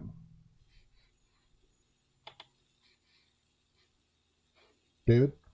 Nope, I'm good. Thanks. I appreciate it. Was that useful or not, or? Yes. Okay. At least from my perspective. Others may. Good. Let me, Jonathan, thoughts or comments on that? Yeah, I mean, I probably have similar concerns to David, but I think in a lot of cases, well, or at least from what Omar described, it sounds like people don't generally know what autism is. So sure. That would sort of be a loophole there. Yeah. But they know, they know their kid has special needs. Right. I have similar reservations about, especially becoming a mental health care professional, about just liability and things like that. Yeah. Yeah. It's very good to have that training, just to know how to react, how to respond, or what to do. Yep. And that's what we keep trying to tell everybody is like, hey, you don't realize when you GM a game and it's a bunch of strangers, you don't realize all the variables you might be bringing to your table and the liability potential, especially as it gains in popularity. And so we try to, inform people about that as much as possible so that they can have some protection and such. Especially as it becomes more professional, right? On the whole RPG Therapeutics LLC side, there's all the liability insurance, general liability, errors and omissions. Somebody falls at your house, breaks their leg. Do you have the housing insurance versus other things? A lot of variables never people think of because they're not used to having a profession. And as this increases, that's going to become more and more of an issue. And it's right. it's like Uber and Lyft. Initially, it was kind of a side thing. There weren't really big issues, but as it became more popular, now you see more and more legal issues, people getting sued and all kinds of things happening. This is exactly what you have to take into account with role-playing gaming as well as it gains popularity once again. Yeah, when I ran Humans vs. Zombies games, I would pretty well, unless I knew the family personally, I made everyone sign waivers of accidental injury, anything, because no chances. Yep, that as you should. And yeah, so definitely I'm glad you do that, and more people need to understand that. David Jeffs, any comments?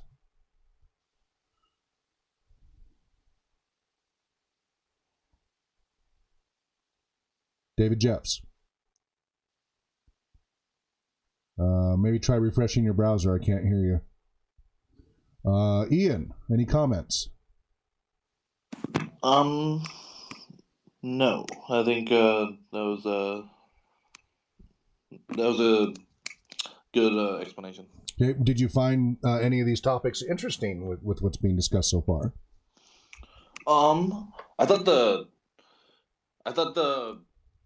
understanding of autism in Saudi Arabia was really interesting. It's not something I'd ever thought about before. How like a particular, I'm not sure to call it a disorder or not, but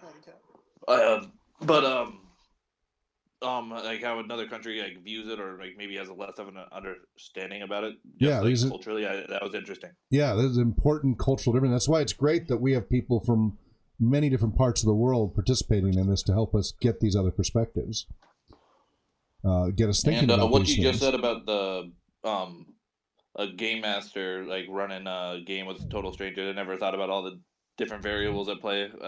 Oh yeah. How, like, I didn't think about that either. That was a Yeah, interesting people thing don't about realize how much they're exposing themselves to liability until it's too late often. Mhm. Great. Boy, people just moved around here. Eric. I definitely don't think about these implications as much. Because you mostly game with But your I do friends. now. Yeah, you mostly game with your friends, right? Yeah, exactly. Yeah. It really is a different bubble. David Jeffs, are you back? Can we hear me? Yes, we can hear you now. Yes. I'm not sure what happened there. Sometimes you have to refresh your browser sometimes with or app with Jitsi. It happens sometimes. It's working nice and fast. So my thoughts regarding this are, yes, we do want to consider how to include certain people, such as somebody who's living with autism, for example. However, I do think there should be a consideration that just because somebody's living with autism or some other disability, and we have to be careful not to sort of separate them from the rest of the group. Exactly. And they're included, and it's not as if you don't really give them special consideration so much as you're more aware of perhaps some issues you need to consider. Yeah, you don't want to single them out, but you want to be prepared. Yes. Yeah. So this is a perfect segue now into your topic. So last Friday and Saturday, the 17th and 18th of May, you attended the 2019 Pacific Western Disability Studies Symposium. And so you had some key thoughts, papers referenced, and some potential topics. I'm going to forward that to the email list here so everybody has a copy of this right now. Did that go out as a group email? Because I sent it to that RPG research staff email. Yeah, that's just to me. That's not the group. If you want to send it to the group, it's RPG volunteers. I thought that was a group email. Yeah, no, rpgresearcher@gmail.com is not group. There's several of us monitoring that email, but it's not a group list. rpgvolunteers@googlegroups.com is the email list that goes to all staff. But we also now have a new email list of rpgresearchers@googlegroups.com. And that's temporary till we get our infrastructure fixed. What's that? If I email that email, it goes out to everyone. If you email rpgvolunteers@googlegroups.com, that goes to everyone. And then RPG researchers at Google Groups goes to all the researchers. RPG researchers@googlegroups .com goes to just the researchers, correct? My mistake. Apologies to everyone. No, you didn't know. I just set up that second list just this week. So, and then the other one, you just didn't know, and that's okay. That's why it's important to bring that up. So I just sent that, so everybody should have a copy of that. So David, if you want to go ahead and go through your topics there. So just briefly, if everyone can see the email, it is quite long, so I'm not going to just read through dot point by dot point because that's just going to be a waste of everyone's time. But largely the whole conference is regarding accessibility, which when you first think about accessibility, you do come to think largely about physical disabilities such as people in wheelchairs or perhaps using crutches, or mental disabilities such as learning. However, this conference extended it out towards the whole debate regarding intersectionality, and whether people agree with that way of thought or not. It's up for your own opinion, really. But it largely discussed how people of certain races are sometimes put aside within society. Yeah, my understanding is the conference this time was less focused on disability and more less on disability and accessibility and more on the broader inclusiveness debate. Yes, it was. Yes. Yeah.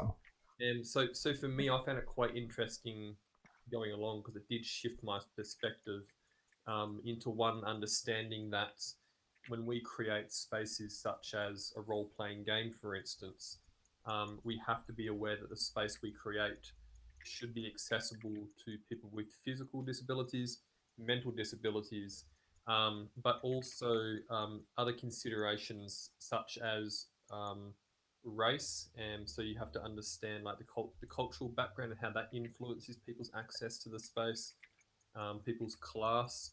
And so, for example, maybe there are maybe if there's a requirement for role playing games to purchase physical assets, that's something which goes against somebody from a lower socioeconomic class. And then gender as well, making it inclusive for different genders. And that's another consideration too. Is it going to include people who identify as a fluid gender rather than just a binary male-female? And I just made a few points regarding that from the conference. You can read through those in your own time. Then I've linked a couple of papers which I found quite interesting. I haven't actually read those papers yet, but they're on my long to-do list. And then some topics which I'd just be interested in hearing other people's views. These topics, they aren't really something that I myself know a whole lot about. I do have like a tiny bit of experience in these issues, but I'd by all means call myself definitely a beginner in these. And so if anyone has any thing to say regarding the topics I propose at the very bottom of the email, which are the first one is regarding a safe place. So regarding a safe place, for me, that's a consideration both of the game master, but also the actual game itself. And so what is being said within the game structure, like how's the game being structured? And one example I have of that, which just comes to mind, is that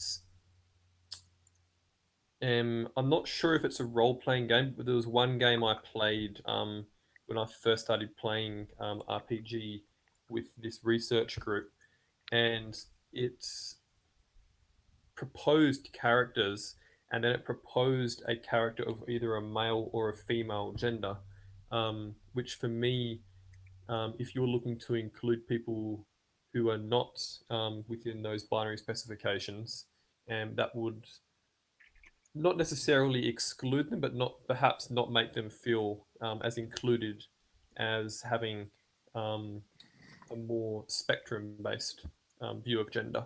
Mm-hmm. So I'm not sure of anyone's thoughts regarding making RPG a safe place. Yeah, a lot of the newer role playing games have incorporated that, including D&D 5th edition and such. Also, it's just very simple for any GM to just say, "Well, go ahead and pick whatever you want for that," because So it used to be in older versions of role playing games that there were statistical differences in choosing male or female gender. So, for example, in the old AD&D 1st edition, there were different strength limitations between male and female for different species, and they pretty much, because of these debates in the newer versions, they just take all that out. So there's no difference statistically for any gender for any of the species in like Dungeons & Dragons 5th edition. So it doesn't matter if you choose male, female, or other. There's no statistical difference, so it's totally up to the player. And so what a lot of game masters do is they'll leave, like with the pre-generated character sheets, they'll leave the gender listing just empty so that the player can go and enter whatever they want, or just use it however they want. And often try to use names that can be gender fluid, if you will, whatever, so it can be applicable whatever they want, or just more generally leave the names blank and let the players go ahead and assign the names they want. And that's a pretty easy way, and so a lot of game masters do that nowadays. Some are more resistant to that than others, but A lot of them, that's how they address that. Some games are better about that than others, but that's been a trend of the last 10 years that's been quite notable. Do you have any thoughts regarding making the game inclusive between the players, like just ignoring the game master, and ensuring that other players include each other? How do you mean? So perhaps like one player says some like brings up a topic which is quite triggering to someone else. Obviously, the GM could step in and manage that. But is there some way to structure the game?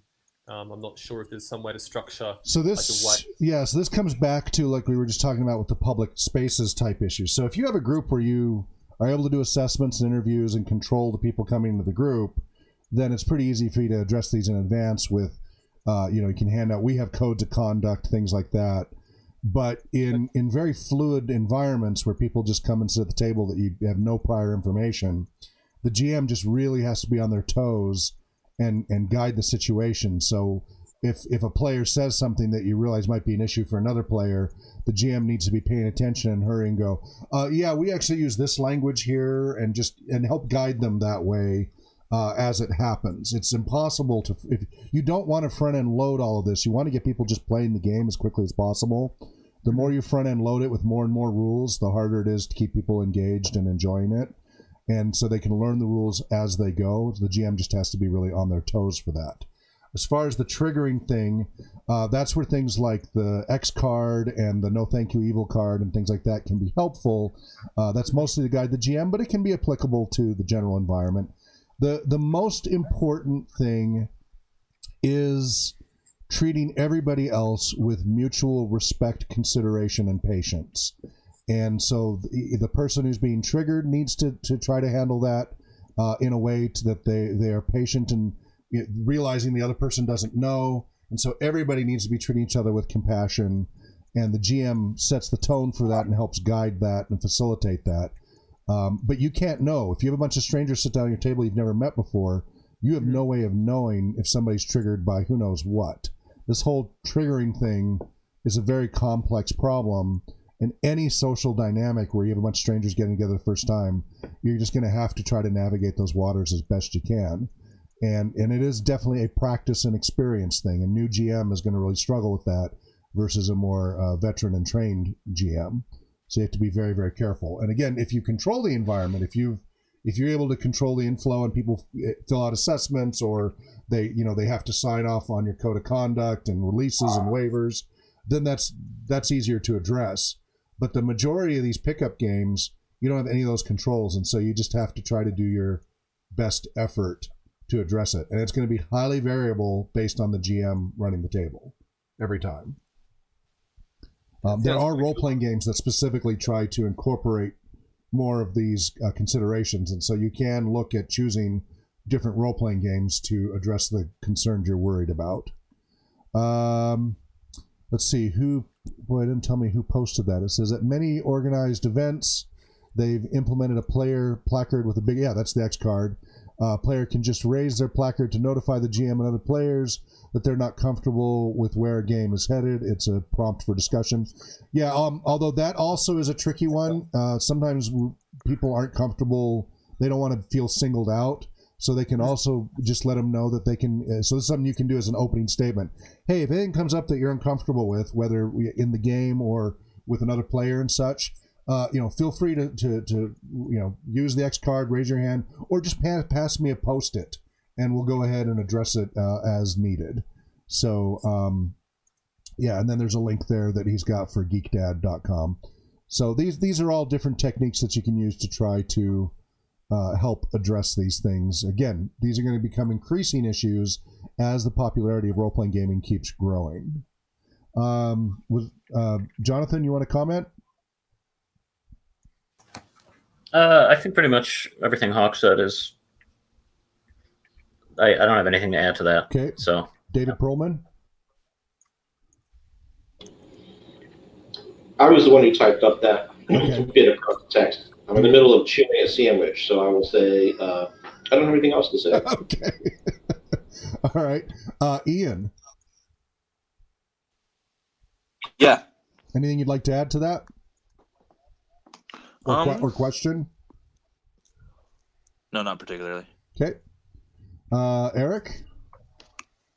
I am glad you put it the way you did. That makes a lot of sense to me. Mutual respect for things that come up, or respect first, you know? Yeah, and compassion. Yeah. I don't know if you guys know, I've been part of the Dalai Lama's compassionate program for like 10 years. I was a volunteer representative here when the Dalai Lama was getting he did this big Seattle broadcast gathering in a big coliseum and everything that the Chinese government tried to stop the streams and everything. It was quite interesting, but helping get a lot of people involved, because I come from a compassion focused therapy background in addition to everything else. And so that you'll hear that word used a lot. And so, yeah, mutual respect, compassion, patience, these are all very useful mantras to integrate into the activities of any kind. My mantra for my kids was patience and love, patience and love. And I've then expanded that beyond just my kids. I've just tried to make that my general thing. I guess my question would be, is there any way to, because a lot of the times you're working with younger audiences, right? Is there any way to,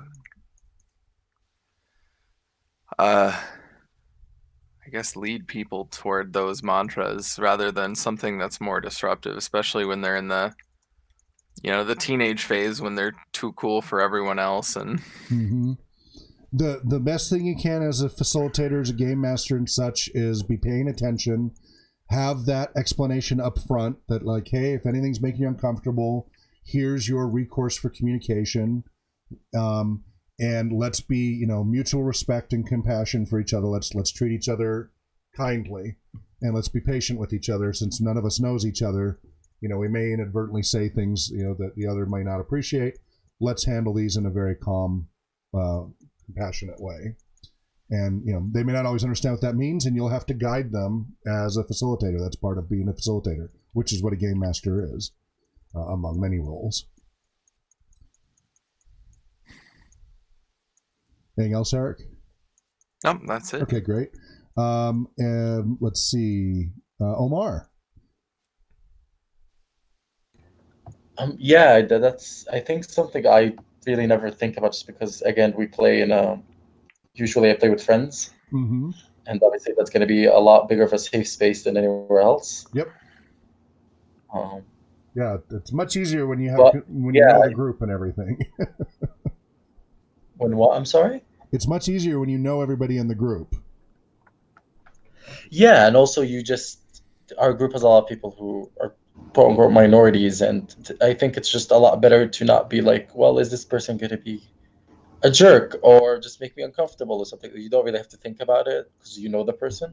Yeah, and this is something I've definitely been concerned about in recent years. Is there has been a tendency for some people to increasingly, rather than decreasingly, assume the worst intentions from others, and that's really unfortunate, because if we instead start with the assumption that they just didn't know better, rather than that it's an intentional affront, it's a lot easier to have a productive conversation. But some people, unfortunately, because of their background experiences and what they've been through and trauma, etc., sometimes get to a point where they start to assume the worst from everybody at first, and so that can be much more challenging when you have individuals who are struggling with that. And that's unfortunate. Right now we've got a media culture that's really encouraging that, unfortunately. So we have to, in our limited sphere of influence, try to de-escalate those kinds of situations as best we can. It's definitely a challenge.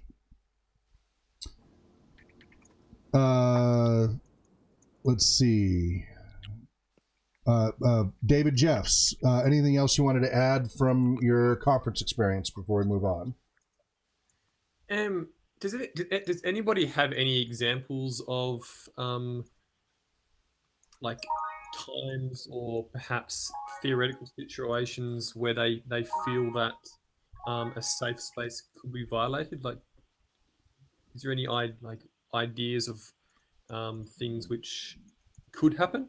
You could watch the. So I was on at PAX Unplugged in Pennsylvania this November, December. And so you can check out the videos there for, let's see, the name of the video. Let me go to YouTube. Let's see. Oh wait, no, they didn't post that video. It's on our website actually because they didn't put it on YouTube. Let me find it here, or maybe I put it on YouTube. I can't remember now. Accessibility apps. Join us. OGG. So your question was just asking about violating that safe space in a gaming group? Yeah, examples of it. Intentionally or unintentionally, I assume.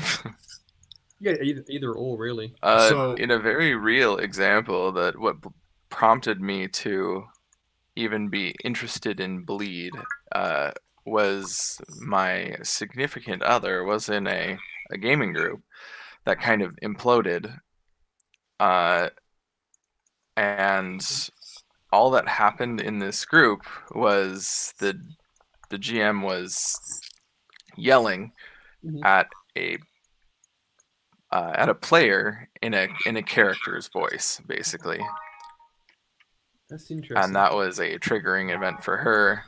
Yeah, and I've had that experience too. You know, it was one of those, and she left the gaming group. She didn't talk to those group of people after that. You know, it imploded just from something small like that we wouldn't consider probably an issue for a lot of people who don't have negative experiences with, I guess, people yelling at them. So this is why in all our training we really emphasize that everybody try to use a separate voice that is distinctly different from their normal speaking voice. They don't have to be a great voice actor or anything, but that it's very clear they're speaking in character. So this is all related to the whole Bleed topic, right, Eric? Mm-hmm. And so the voicing is a really helpful way to separate what the character's saying versus the player, and making sure both the GM and the players are doing that as much as possible, and also using different pronouns and proper names. So I really hammer on. In fact, you'll hear it in this panel. So I just sent everybody a link to the panel. It's a bad recording because it's my cell phone, but you can mostly make it out. Unfortunately, didn't catch the first part, but it's got a good amount on it. You'll hear in the panel where and that might actually be the other panel, where people kept talking about how they killed their players off in a TPK. And I kept saying, you mean their characters, right? And like, oh, yeah, no, we haven't lost any players. We've only lost characters, right? And it happened multiple times on the panel. That's probably the one that's on YouTube here. Let's see. That's the Therapeutic Game Mastering. Let's see. Therapeutic RPG PAX 2018 panel. There it is. So I'll send you guys the link to that one as well. And let's see. So RPG researchers. Is there any discussion as well just around like almost the introverted versus extroverted people as well? Because I know, like, say, an extroverted person could almost take control of the situations and they can run the whole game almost, and then introverted people, they might not. That's actually that's too broad a term in this context, because we can have all kinds of introverts, because introvert extrovert's a whole spectrum and stretching thing. So people like that's been heavily revised in the last couple of decades or so about the use of the term introvert extrovert as far as application. And we get a whole range of those people at the gaming table, and there are lots of introverts at the gaming table, lots and lots of them, and it does help increase their, if you will, their stretching into the extroversion mode. But it's much more about, according to this theory, about where your resting state is for where you get your energy versus expend your energy. And darn it, I typo again. But let me. Well, the other thing besides voicing was that specifically saying your character, or Grognard, or whatever the character, Grond, or whatever the character's name is, specifying, going out of your way. It's a little clunky. It takes more effort, but repeatedly speaking to the character, not the player, can really, really help create this safer bubble to limit some of the negative bleed potential that can happen. If you're not familiar with the bleed terminology, go ahead and check out Eric's introduction to that. Professor Sterling Bowman goes into great depth on it in multiple videos and essays. We have quite a bit of, I've got videos on it. We've got a lot of content on the concept of bleed. And that's what some of this is about, is in character, out of character, in game, out of game reactions, and whether that's bleeding through the magic circle one way or the other, etc. So it's definitely something to consider, and can be managed. So I've had situations like you just described where I was in character, being this really rude captain, chewing out and interrogating the party, and I'm doing it in character. But this one girl who was fairly new to role-playing gaming finally just kind of broke down in tears, was like, why are you being so mean? Right? And I was like, okay. So I stopped the action because that was clearly having a reaction for her. And I said, well, this is very much the character to your character. This character is a mean character. And by switching voices, the moment I switched voices, I saw her demeanor change, realizing, it was because I'd been in character for a little while for the scene. And just doing that switch helped her go, oh yeah, that's the character thing. And we were able to address it, and she continued to game with us for years, and but she was new to it at the time, and that was a new experience for her. So this is definitely something you have to be able to address, to see and to address, and help spell these things out. So we try to always go out of our ways to say, speak. If you hear a player say, I attack you, right? If you've got a PvP situation, say, no, you don't attack each other. Your character attacks his character. You want to intervene as the game master and work on that terminology so that everybody's using that terminology. It really helps lower the number of confrontations. Again, we work with a lot of these at-risk populations, prisons included. If you don't clarify this terminology, it could get bad really fast. And just these little tweaks can make all the difference in how much they respond to it. Does that make sense? It's very fascinating. Thank you. Yeah, it's complicated. As I said, this is a multivariate area of study that we have to cover an awful lot. Anybody else want to cover this topic before we move on? Anybody?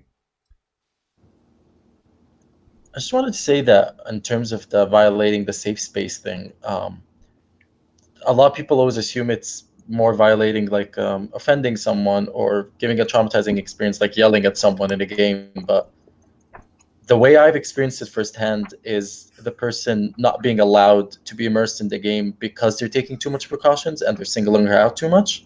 Sure. Yeah. So as to not make her feel offended. I think I mentioned, I told her that was here in Saudi Arabia, my second only RPG session ever with strangers. Mm-hmm. Yeah, the first one as other rather than as part of the group. Yes, exactly. Yeah. I went with a friend who's transgender, and she has the trans flag on her wrist. Mm-hmm. And before the game, they're talking about it, and everything was fine. And then during the game, it was very obvious whenever it came to her turn, they took a just very awkward approach to her character where they were just trying so hard not to offend her. Right. And that's going to happen for people who aren't trained. That's just going to happen. There's no way around that. But for those of us who are training and learning, the most important thing you can do is adapt as needed, but try to treat everybody equally. So that's why it's important everybody is doing voicing. Everybody is using the different reference to your character rather than each other. That you do that consistently throughout the group, so you're not singling somebody out, by only doing it with that person. Really important to try to make that as consistent throughout the group as possible, and that takes training and experience. Does that address what you're talking about there? Yes, I think just the general point from that was that it doesn't need to, because she wasn't upset. She was just annoyed. Sure. She wasn't basically allowed to play the game. Right. Yeah. Because if she's she kept getting interrupted. Yeah. Yeah. No, that's definitely, you have to watch out for that and be mindful of that, definitely. Anybody else want to? She had been gaming since she was a kid, and that was the first time she said she ever wanted to walk away from one, just because she was so bored that she just was not allowed to play the game. Yeah. Did it get worked out? It kind of sucks, but I'm sorry? Did it get worked out over time, or did she just never come back to that group? Oh, no, that group was just for me to learn. She has like 4 other groups. Okay. She doesn't really care about that one. But yeah, I think the point is that she's not upset or like mad or triggered or anything. She was just like, this is just dull and I just want to play the game. Right. Yeah, totally. Anybody else want to discuss this topic further before we move on to our primary lecture?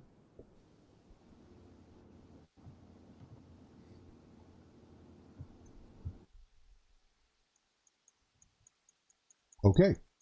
I'm going to go ahead and move in then into our final segment, which is our primary lecture topic. So we've been covering the difference between play therapy, recreation therapy, and application to role-playing games, etc. And we were going through this list of 44 areas of competence that were for recreation therapy specialists, that were also many of which were relevant to being involved with role-playing gaming. And David Perlman says, nice discussion and prompts, David Jeffs. Yes, thank you very much, David. And I hope you'll continue to interject and maybe write about this for your blog postings and such. That would be some great topics. You could definitely do a whole series on it. So I'm going to jump off from our continuation on that. We'll have to come back to the TR discussion another time. This is still relevant to TR and everything we do, but this has been increasingly becoming a challenge that I'm hoping we can recruit all of you to help address. So the challenge is in the multiple professions, recreation therapy, occupational therapy, play therapy, recreation in general, a lot of other areas, anything that involves the process of activity analysis. There have been for decades various activity analysis forms used for each of the professions to try to figure out whether an activity is appropriate for any particular population or goals. And it's only in recent years, it looks like, that people have really started to delve into the reliability and validity of a lot of these activity analysis tools and forms that are being used. And it's really come up for us because I have for a decade and a half following TR and PT and all these other areas, been using the forms that are out there in the general profession. And I've had pretty good success because I've got the level of training that I can use an activity analysis and then from the assessment of a client, match the two together and then have good results. But as I've taken a more critical view of these activity analysis forms, it's really looked like they've got a lot of flaws and a lot of problems. And so I looked into trying to find a better activity analysis form to see what the validity and reliability ratings were, and started to find out there was basically almost nothing out there except in more recent years, and that the results were not very good. And one of the big issues, so I recently ran by different members of our staff on the applied gaming side, having them do an activity analysis. First we introduce them to what an activity analysis is and the theory behind it and the approach, and then have them do a relatively simple activity of drum circles and filling out the activity analysis form that's basically taught in hundreds of schools and such around the world. And the inter-rater reliability was horrible on certain sections, and which is what I suspected would be the case, but it was even worse than I expected. And of course, it was heavily dependent on the level of training and knowledge of the individual, etc. If you had been through exactly the same training I'd been through, then obviously the inter-rater reliability was a lot closer.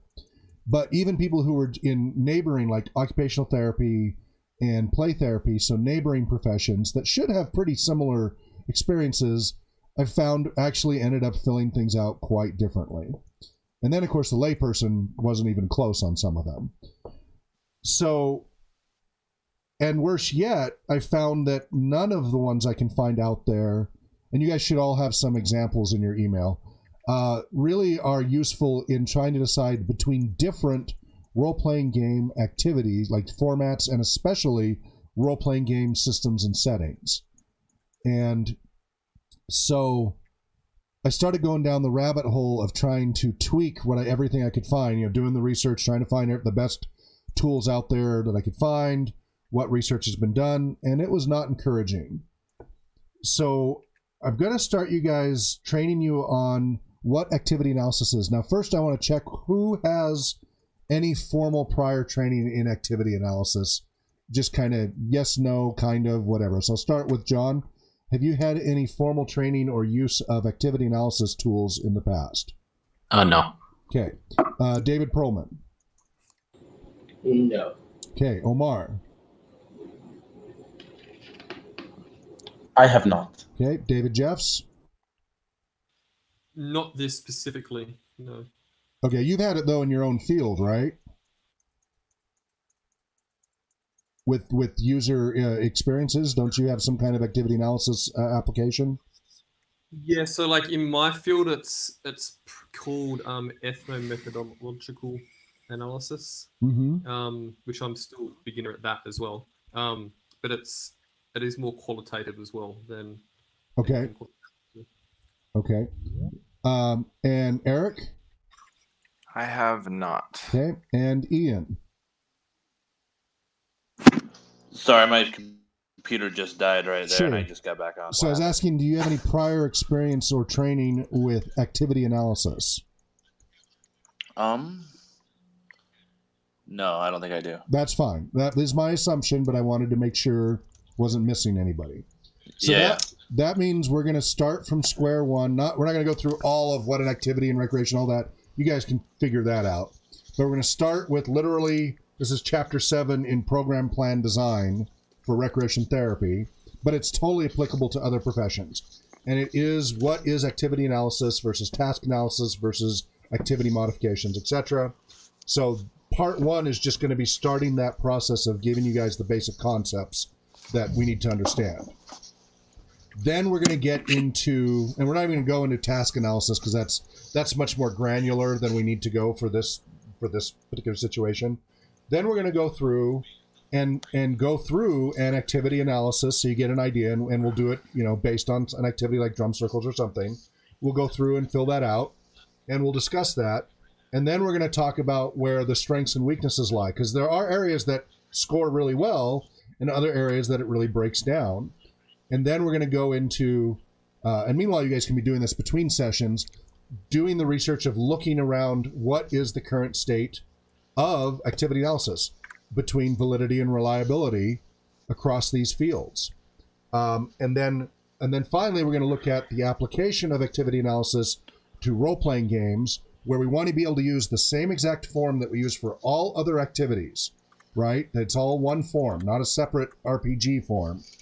That when we do an activity analysis, it is all inclusive of all activities, including role-playing games, so that then we can decide which role-playing game is the best fit for a certain, assessment population. So autism spectrum, they go through a certain set of assessment.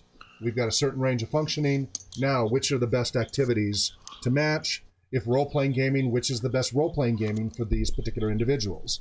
Now, I have done this for 15 years using the tools that are necessary, and my gut instinct and training has led me to some great successes, but it has been in spite of a lot of the flaws of the tool. So I'm really thinking this will be really important for all of you as we go forward with our research projects down the road.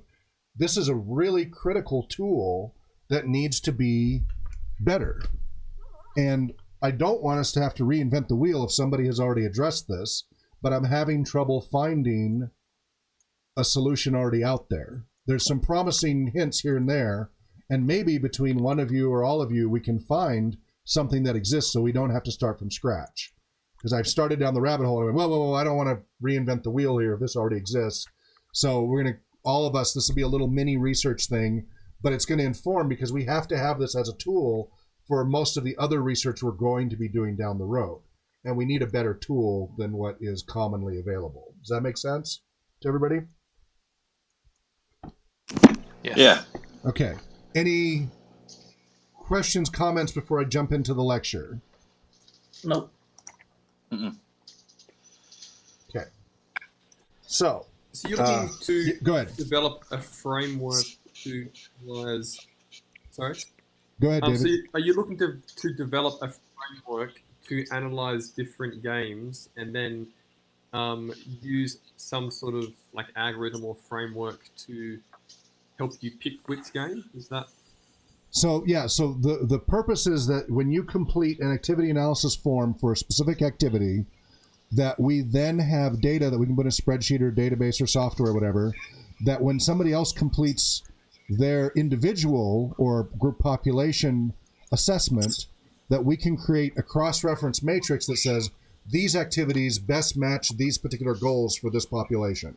So I've done this in rough spreadsheet form for a decade and a half. Professionals have done this for decades.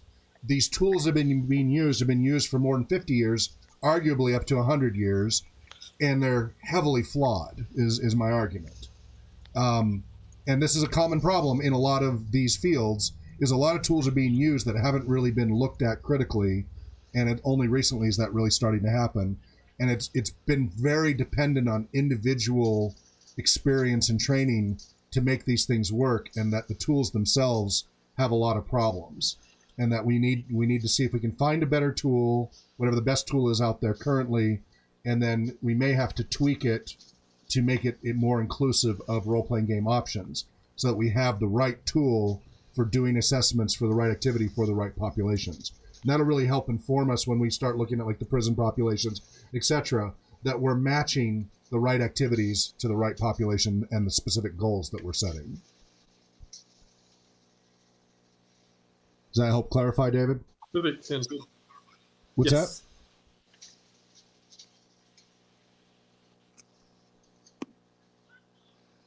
I didn't hear you, David. Yes. Sorry, my internet keeps on going very slow now for some Sure. reason. Try refreshing your browser. Sometimes that helps. Anybody else have any further comments before I jump into the lecture?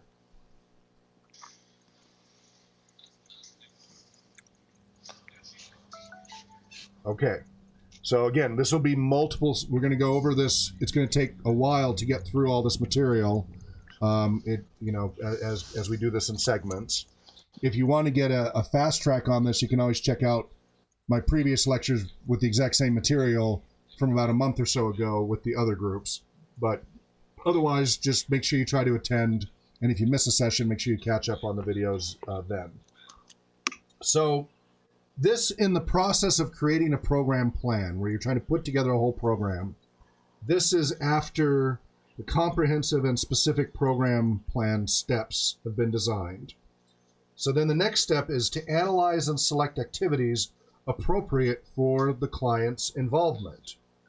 So the activities that need to be delivered for the clients, and make sure that the activities are the best possible choices to help clients achieve their goals. So it can be educational goals, recreational goals, therapeutic goals, entertainment goals, social skills goals, spiritual goals, whatever.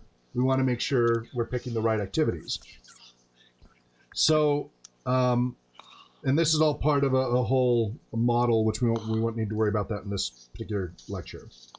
So activity analysis and selection process is often taken for granted, and traditional activities are often selected wrongly based on staff skills or interests and available facilities and limitations of budget rather than what is really best for the client.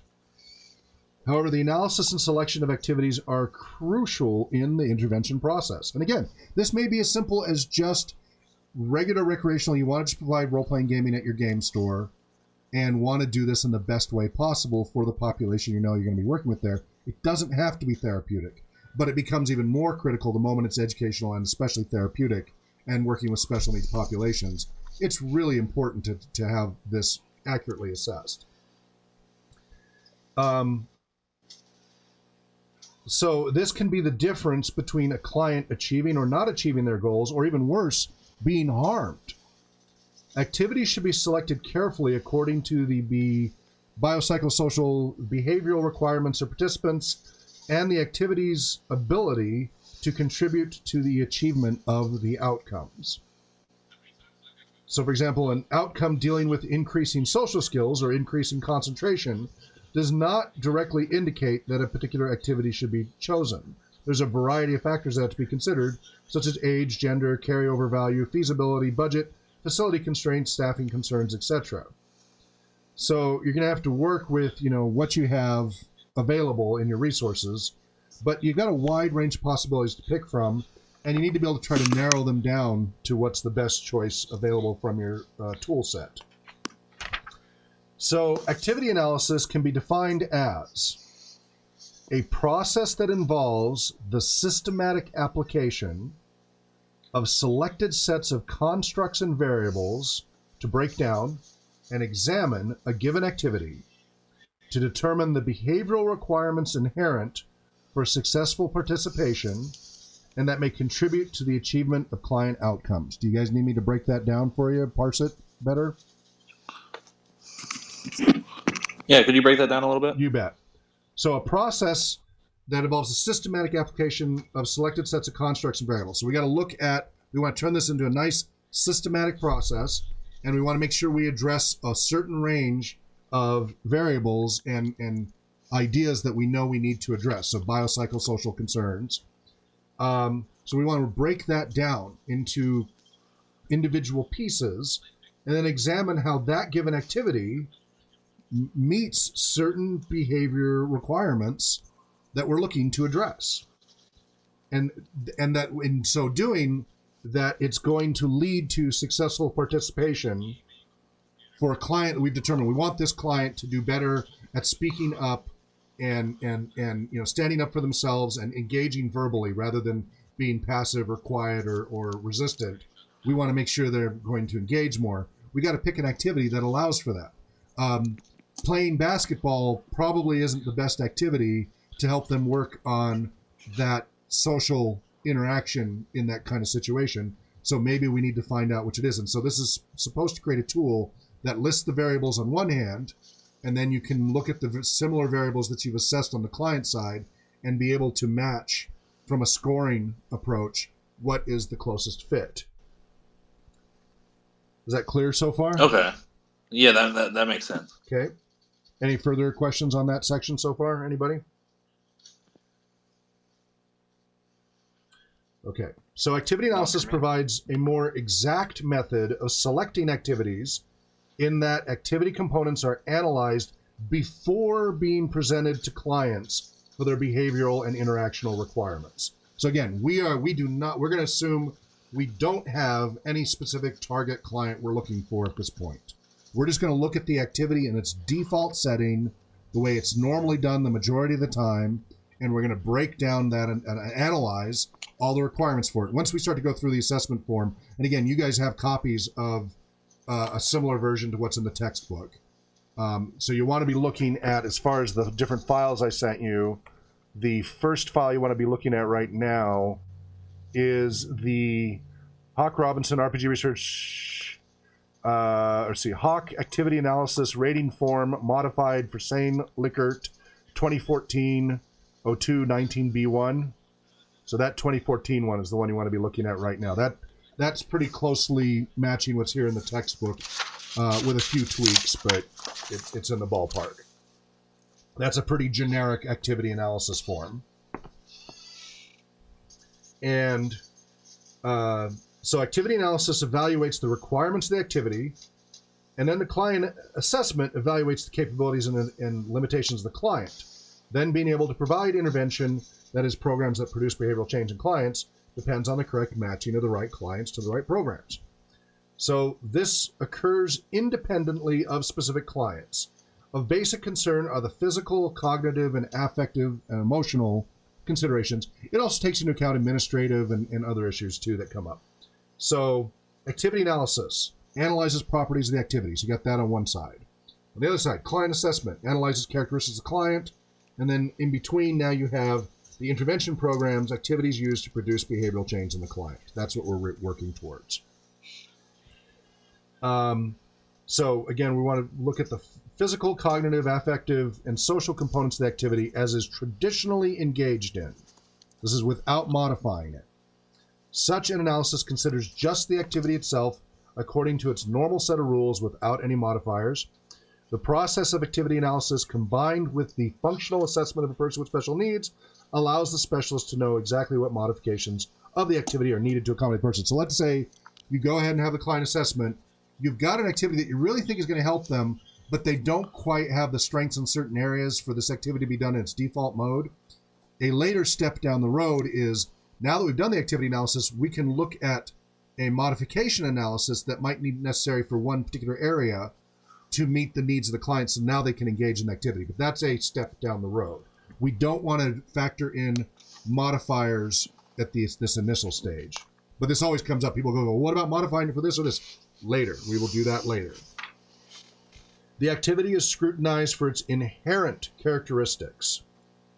It's concerned with determining what activities, sometimes they can be modified later to suit a particular purpose, or we already talked about that. Okay. So,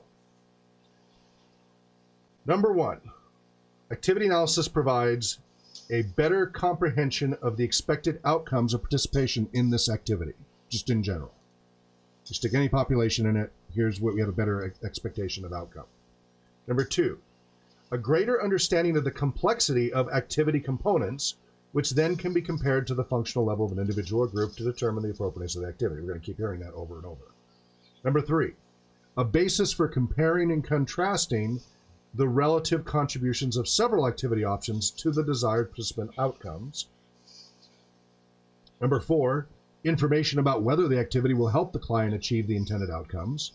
Number five, direction for the modification or adaptation of an activity for individuals with limitations or for a particular program outcome.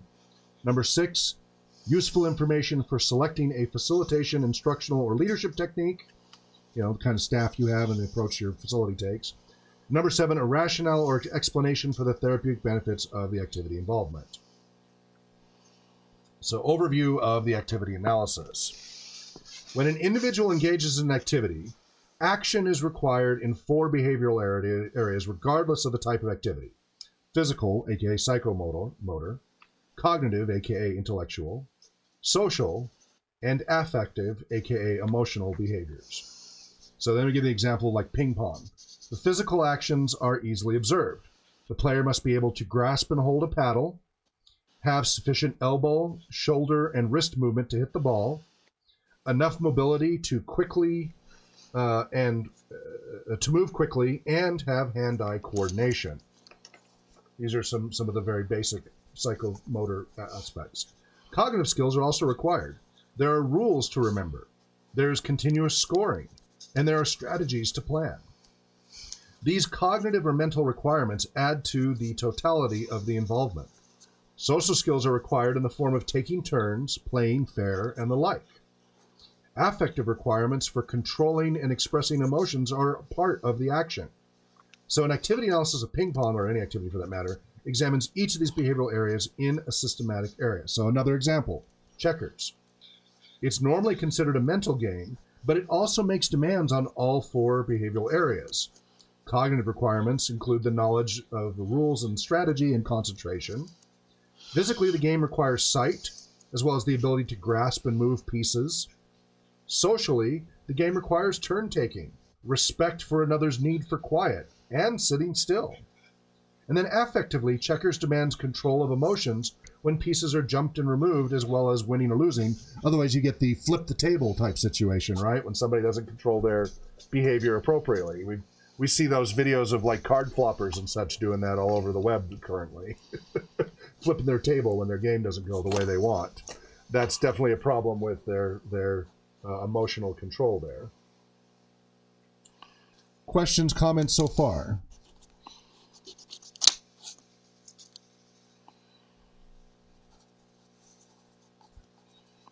Okay.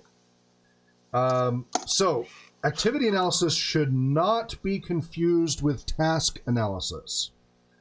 Another term and procedure often used in TR that will be discussed later.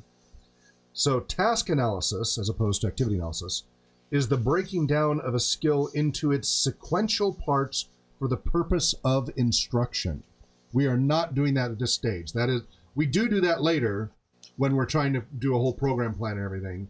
But for this whole concern, we're focusing on the activity analysis. Activity analysis looks at the participation requirements in the various behavioral domains, physical, social, cognitive, affective, that will contribute to quality task analysis later, in that each sequential part that needs to be taught will be better understood as why you're even doing it. So more coverage of emotional aspects or cognitive aspects may be needed sometimes with clients who experience difficulty in those areas, and others may not need to. So there are 4 principles of activity analysis, according to this text. 1, analyze the activity as normally engaged in. Number 2, when completing the activity analysis rating form, rate the activity as compared to all other activities. And this is part of the problem with the form, right? If you don't have experience with all these other activities, you're going to have a different rating. This is exactly what we've run into. So recreation therapists get exposed to a pretty broad range of activities, much broader than a lot of other professions and individuals. And we see a radical difference in scoring based on that level of experience. So this creates a real problem with inter-rater reliability depending upon their training.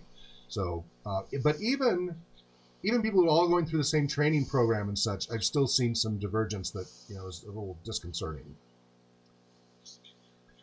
But again, you're rating it as compared to all other activities. Number 3, analyze the activity without regard for any specific disability group per se.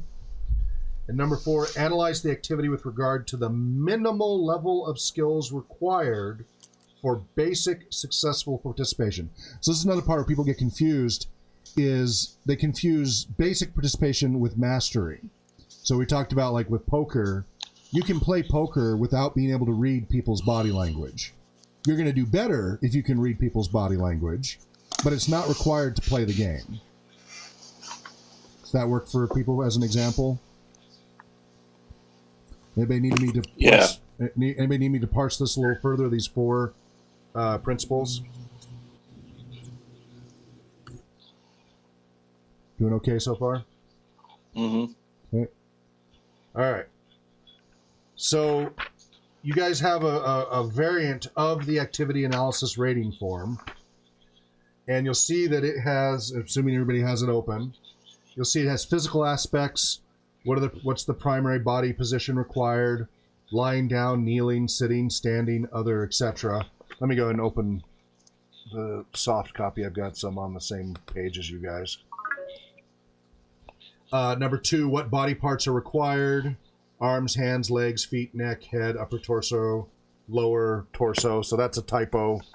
This is the older version that hasn't been fixed. I've got many other newer versions that are more fixed up. But I'll still go ahead and create a variant of that with the typos fixed at least. Number 3, what types of movement does the activity, and we got more typos, require? Bending, stretching, standing, walking, punching, catching, throwing, hitting, reaching, grasping, skipping, hopping, running, etc. And number 4, what are the primary senses required for the activity? Touch, taste, sight, hearing, smell. So those questions 1 through 4 generally work pretty well. The inter-rater reliability on those goes pretty smoothly. Most people can agree on when you parse an activity, it's pretty consistent. We don't have a huge deviation. It's when we start to get into these gradient scoring that it just breaks down. What is the amount of coordination and movement between body parts required by the activity? This starts to get so subjective and interpretive, it's very problematic. What is for one person very little coordination is an awful lot of coordination for somebody else, right? And that's what we keep running into. So we were talking about drum circles as we go through this, and some people consider it taking a lot of coordination to do a drum circle, and other people consider it pretty minimal based on their own subjective experience and compared to certain other activities. So that becomes really problematic. And that's what we run into across this whole assessment is the checklists tend to work pretty well, but the gradient scales tend to really break down quickly. And so that's problematic. But anyway, we've got that there as an example that we'll be using as our guideline. So, the physical requirements section.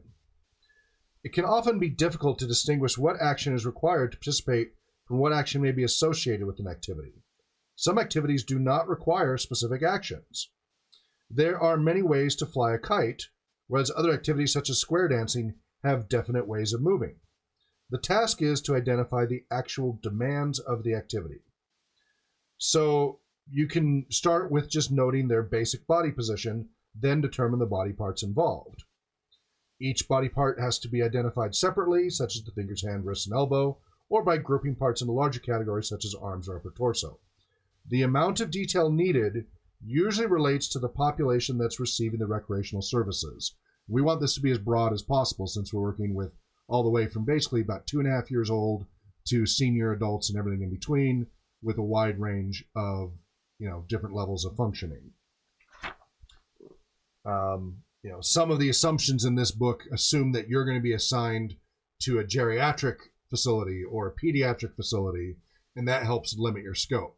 We don't have that luxury here at RPG Research. We have to be able to cover the gamut, so that creates some challenges there.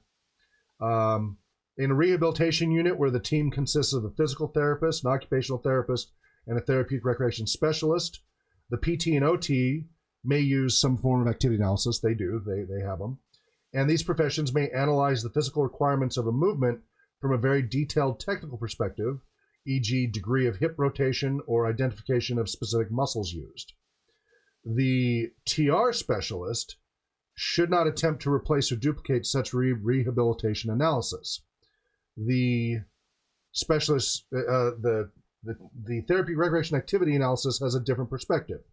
For our purpose, it's sufficient to break the activity down into the major parts of the body involved and the basic movements or movement patterns such as grasping, throwing, or catching that are needed in that specific activity. So you can see we have a little bit different focus, and this is applicable to us in role-playing gaming, where unless we are looking at it specifically from a PT perspective, we don't need to worry about every single aspect that a PT person would worry about. We just need to worry about, can they do this activity in this range? And if not, then the modifications may need to be considered.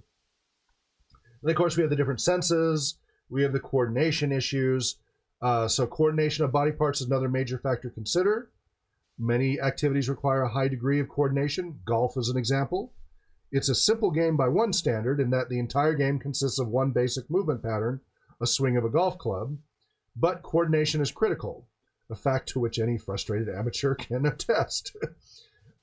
Activities that require using few body parts in coordination are easier to participate in, an insight that has obvious implications for special populations. Scheduling activities that continuously frustrate a client because too much coordination is needed blocks the goals of enjoyment and participation. So many special populations, whether individuals with developmental disabilities, mental illness, emotional disturbances, or limitations related to aging, may, each for a different reason, have difficulty with activities requiring high levels of body part coordination. Hand-eye coordination is another critical area. A lot of recreational activities require some form of hand-eye coordination, whether it's a sport, a craft, or a table game. And so the issue is determining how much coordination is required for successful participation. Again, we're talking about the minimum requirement. It's not for them to initially be greatly successful, but they can at least participate at some level that isn't going to overly frustrate them so that they can then build and improve. Questions so far on the physical aspects we're discussing, or comments, thoughts? Nothing so far. Okay. Yeah, I figure a lot of this initially is just taking it in, and then we'll have a more interactive part.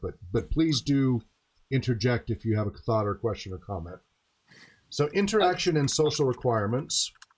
So this is where, I don't know how many of you have been through my discussion or seen my piece on interactional patterns, Abaddon interaction patterns. Let me go through you quickly to see who has. John, are you familiar with the Abaddon interaction patterns? It's familiar, but I'd prefer a refresher. Okay. So. David Perlman? Nope. Okay. Omar? Yes, but it's been a while. So refresher would help you as well? Yeah. Okay. David Jeffs? Yes, I am. Okay. So I'm afraid you might have to deal with the refresher as we do it for others. Eric? You're right. Yes. Okay, yeah, Eric, I figured you would by now. And Ian? Yeah, I definitely need to hear about that. Okay. So David and Eric, I'm going to help use you guys since you've got some experience. Uh-oh.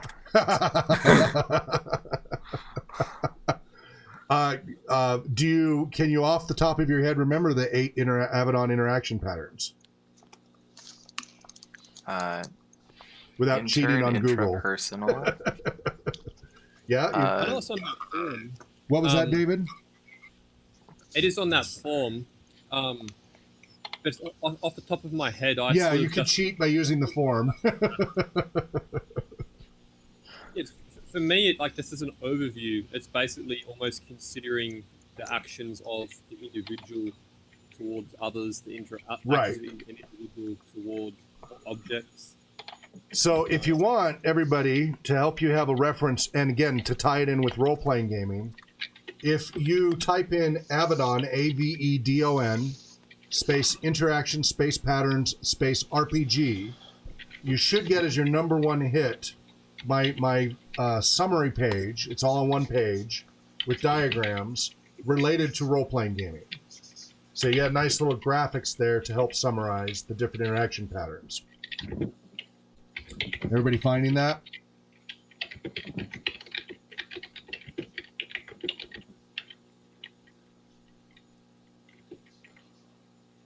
So the first one is intra-individual. So this is an action taking place within the mind of a person, or action involving the mind and a part of the body, but requiring no contact with another person or external object.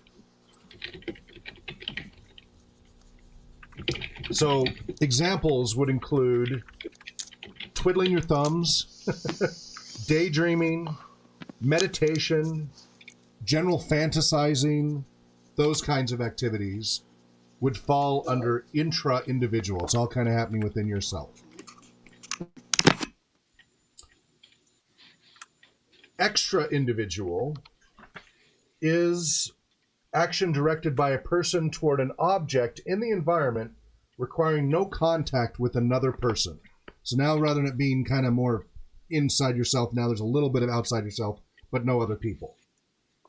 So lots and lots and lots of activities fall into this category.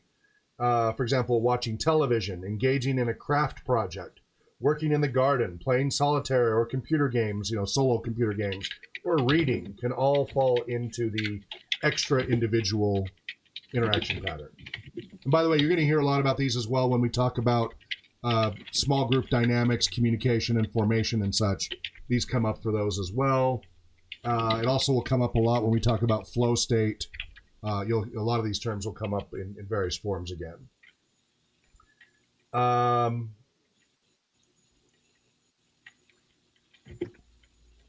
Let's see. The next one is aggregate. So action directed by a person toward an object in the environment while in the company of other persons who are also directing action toward objects in the environment. But action is not directed toward one another, and no interaction between participants is necessary. So this is very common as well. You would see this like with craft programs, general entertainment. Everybody's in an audience watching a movie or play or something, and hobby groups where everybody's like working on models together and things like that. An infamous one would be the game of bingo. Although because they don't have to interact with each other, they just got they're in parallel. So that's aggregate. Then we have inter-individual. the action of a competitive nature directed by one person toward another. And this is a basic for many mental and physical activities. It includes things like chess, checkers, bridge, singles tennis, horseshoes, racquetball, many examples. And so it requires the ability to interact continuously with one's opponents and to apply the necessary skills with the intent of winning or at least enjoying the attempt. And so, that's that inter-individual. Unilateral. Action of a competitive nature among three or more persons, one of whom is an antagonist or it. So a lot of children's games have this. Tag games, hide and seek games, chasing games. It is exactly the example there. There aren't as many adult games that tend to be unilateral, which is interesting. But something to be aware of. Then there's multilateral. Action of a competitive nature among three or more persons. So remember, the three or more is necessary. With no one person as an antagonist. So this is everybody against everybody else.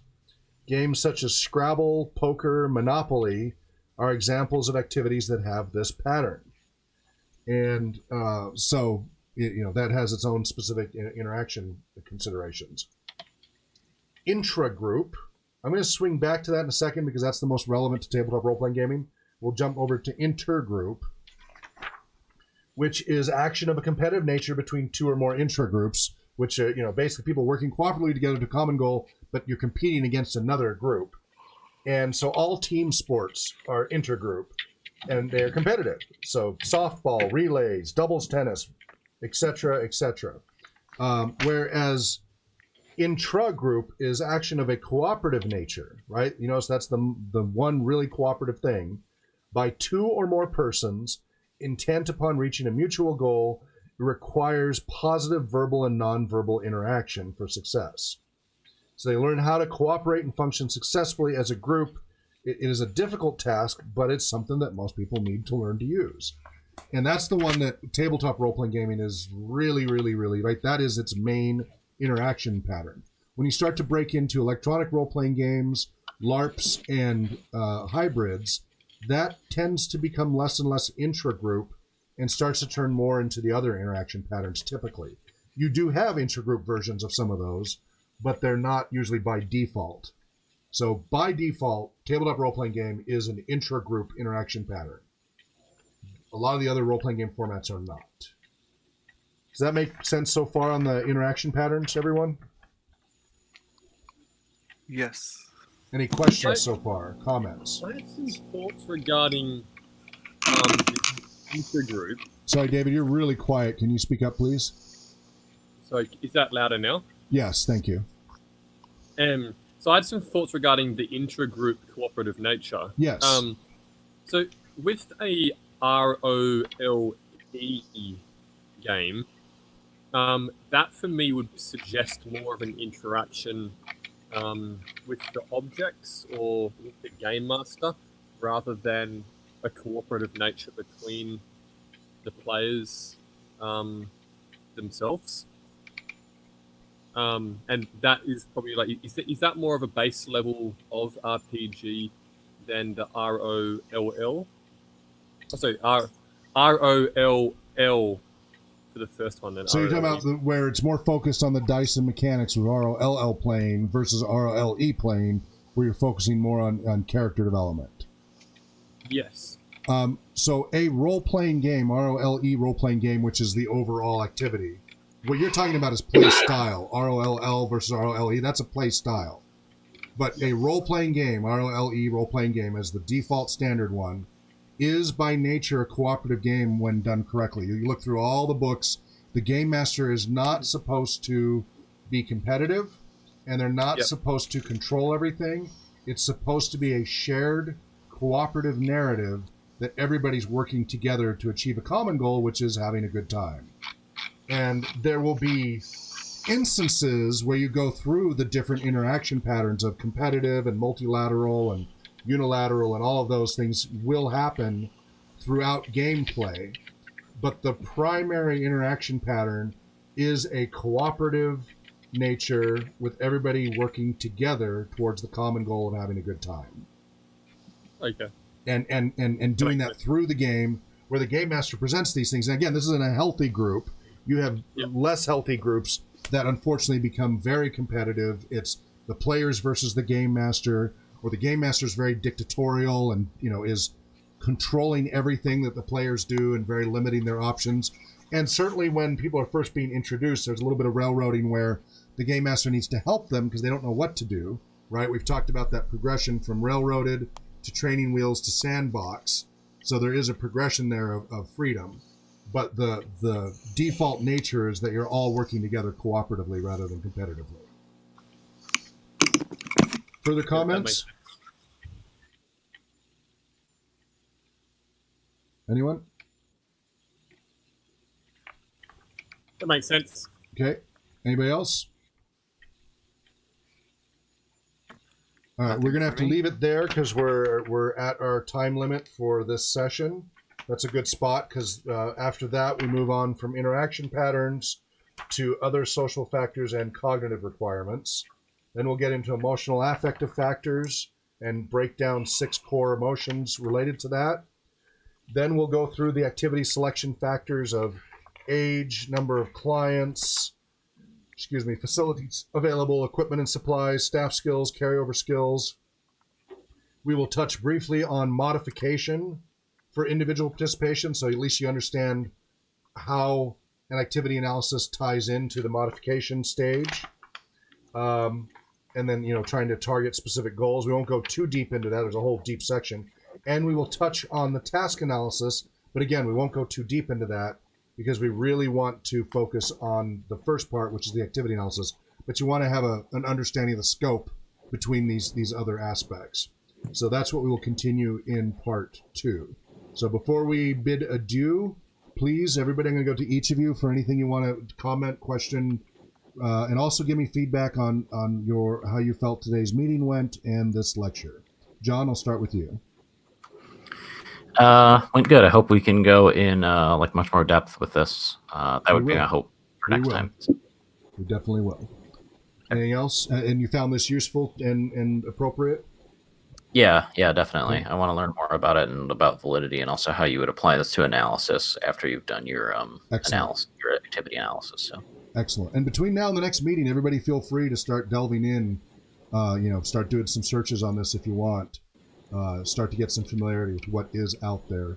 It's going to take us several weeks to get through this whole process, and you're going to want to bring in arguments and questions and such as we get deeper into it, so that we can have a more constructive conversation when we finally get to the meat of the process, which we'll do probably it'll probably take us 1 or 2 more lectures to get through all of the theoretical concepts related to this.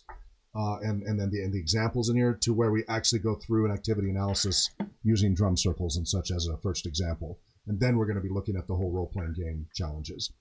David Perlman.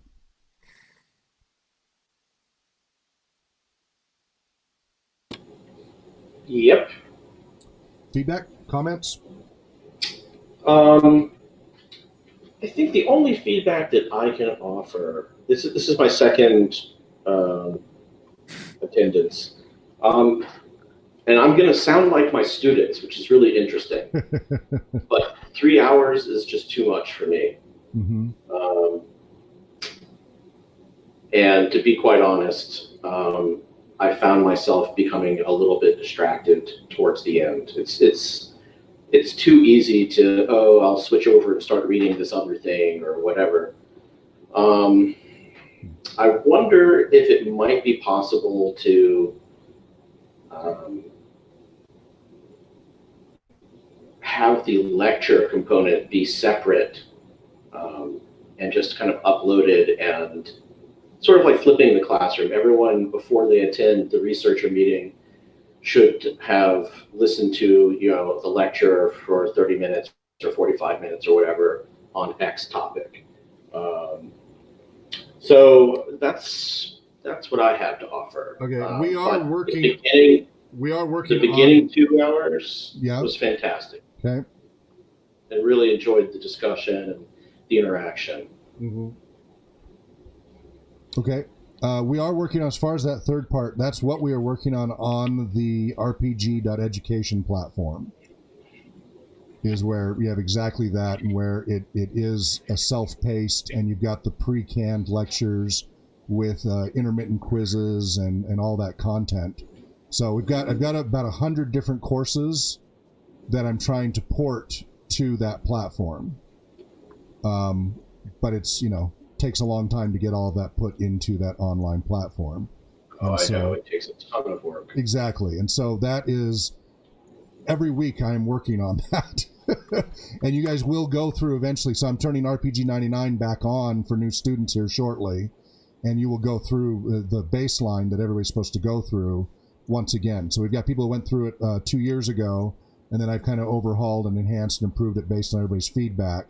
And so this next version of it will be available in soon. I keep saying soon, but soon. We've got existing students who will go through and help debug it first, and then we'll go ahead and get the new students on it as well. So that is certainly the goal for these lectures. I definitely prefer what you're talking about because I know it can be dry. But my hope is, here is how to make it better, is as you guys, so part of it is you're coming to this new, so you don't have a lot of the baseline, so you're having to go through a lot of baseline.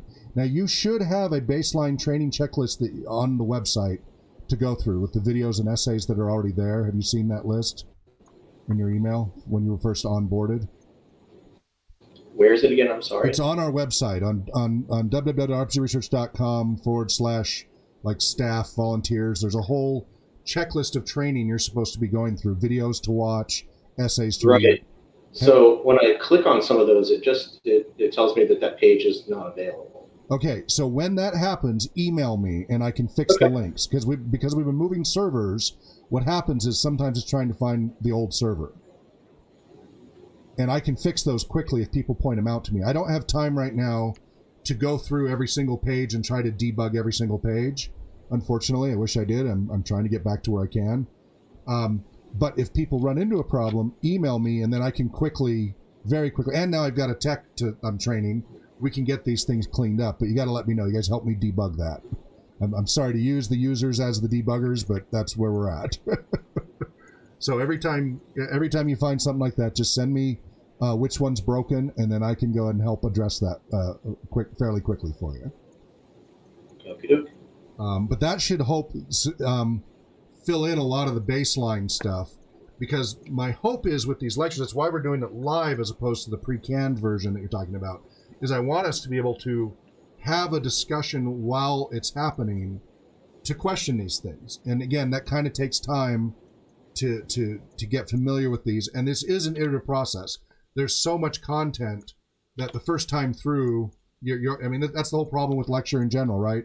I have taught some of these topics through role-playing gaming instead, and that's much more enjoyable. Unfortunately, with this internet setup and people's connection issues and such, we found that we get bogged down in the technical issues of just trying to do the game remotely. And so trying to teach the researchers these topics through gamification hasn't been the most effective use of time, unfortunately, as much as I'd love to do more of that. Whereas the groups that are here physically, we often teach a lot through the gaming experience and discuss it through the gaming, and that works pretty well. But that, for the theory discussion as well as the applied gaming. So the other groups, we alternate between applied gaming and theory so that they get to see the application back and forth. And it's an iterative process, and that makes it much more interesting. And generally, on the RPG theory sessions, we do limit it to only 2 hours instead of 3. The only reason so Sundays is only 2 hours, by the way. So if it's a meeting session duration, I try to compress it into 2 hours on Sunday from 10 to noon. Part of the reason why we're doing 9 to 12 here is people's different time zones. For a while there, Jonathan had to cut out about an hour before anyway. And so we're just trying, because everybody's working in different time zones, that's why 3 hours is kind of where we're putting it. Now, one of the things I keep forgetting to do is I do need to have us take short breaks between each of the segments. So if you guys want to help me remember as we wrap up, because there's 3 segments here, as we wrap up each segment, remind me like, hey, Hawk, we need to take a quick 5-minute break to get up and stretch and refresh our brains a little.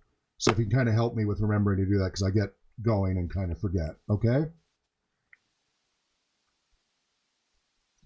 And David, I'm with you on that. I would definitely prefer I like the other part better as well, but we do need to get through some of this material. And the best way though is that people question and delve in and be more interactive with it. And I think that'll help make it more enjoyable. But thank you for your feedback. I really appreciate that. Omar. Yeah, no, I like today. As much as I like the lectures, I do usually lean towards the discussion, and I Sure. like the discussion today. Yeah, those are always more fun. David. Jeffs. Sorry, David Yes, Jeffs. hopefully everyone can hear me. Yes, hopefully everyone can hear me. Yes, we can hear you. Yes, perfect. So I did quite like the email outline that you sent beforehand.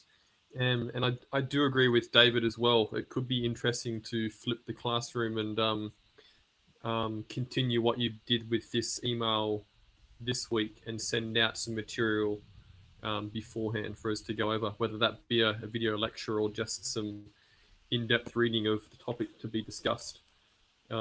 Just so we can continue the discussions, which I really look forward to each week as well. I enjoy bouncing the ideas between everyone. Okay. Well, my hope is between now and next week, because now you've had the initial exposure to the concept of activity analysis. We're going to continue that lecture next week, but my hope is between now and next week, each of you will spend a little time learning a little bit more about it, so that then next week you'll be able to have a more interactive discussion about this topic as we continue the lecture, but in a more interactive way. Does that make sense? Yes. Okay. That's part of why I just do a lecture towards the end rather than the whole thing being a lecture. Yeah. Yeah. Okay, cool. Thank you for your feedback. Eric. I do definitely like this format. I do actually enjoy the lecturing part. A lot of this is new to me, so Great. learning is always a great opportunity. Great. So I probably prefer lecturing to discussion. And that is part of the challenge. Personally. Yeah, well, that is part of the challenge here. Everybody has different learning variants. I don't want to say learning styles because neuroscience has kind of disproved that, but that's a different topic. But everybody has different learning preferences. And some people really do like the lecture format. I think Daniela also likes the lecture format as well.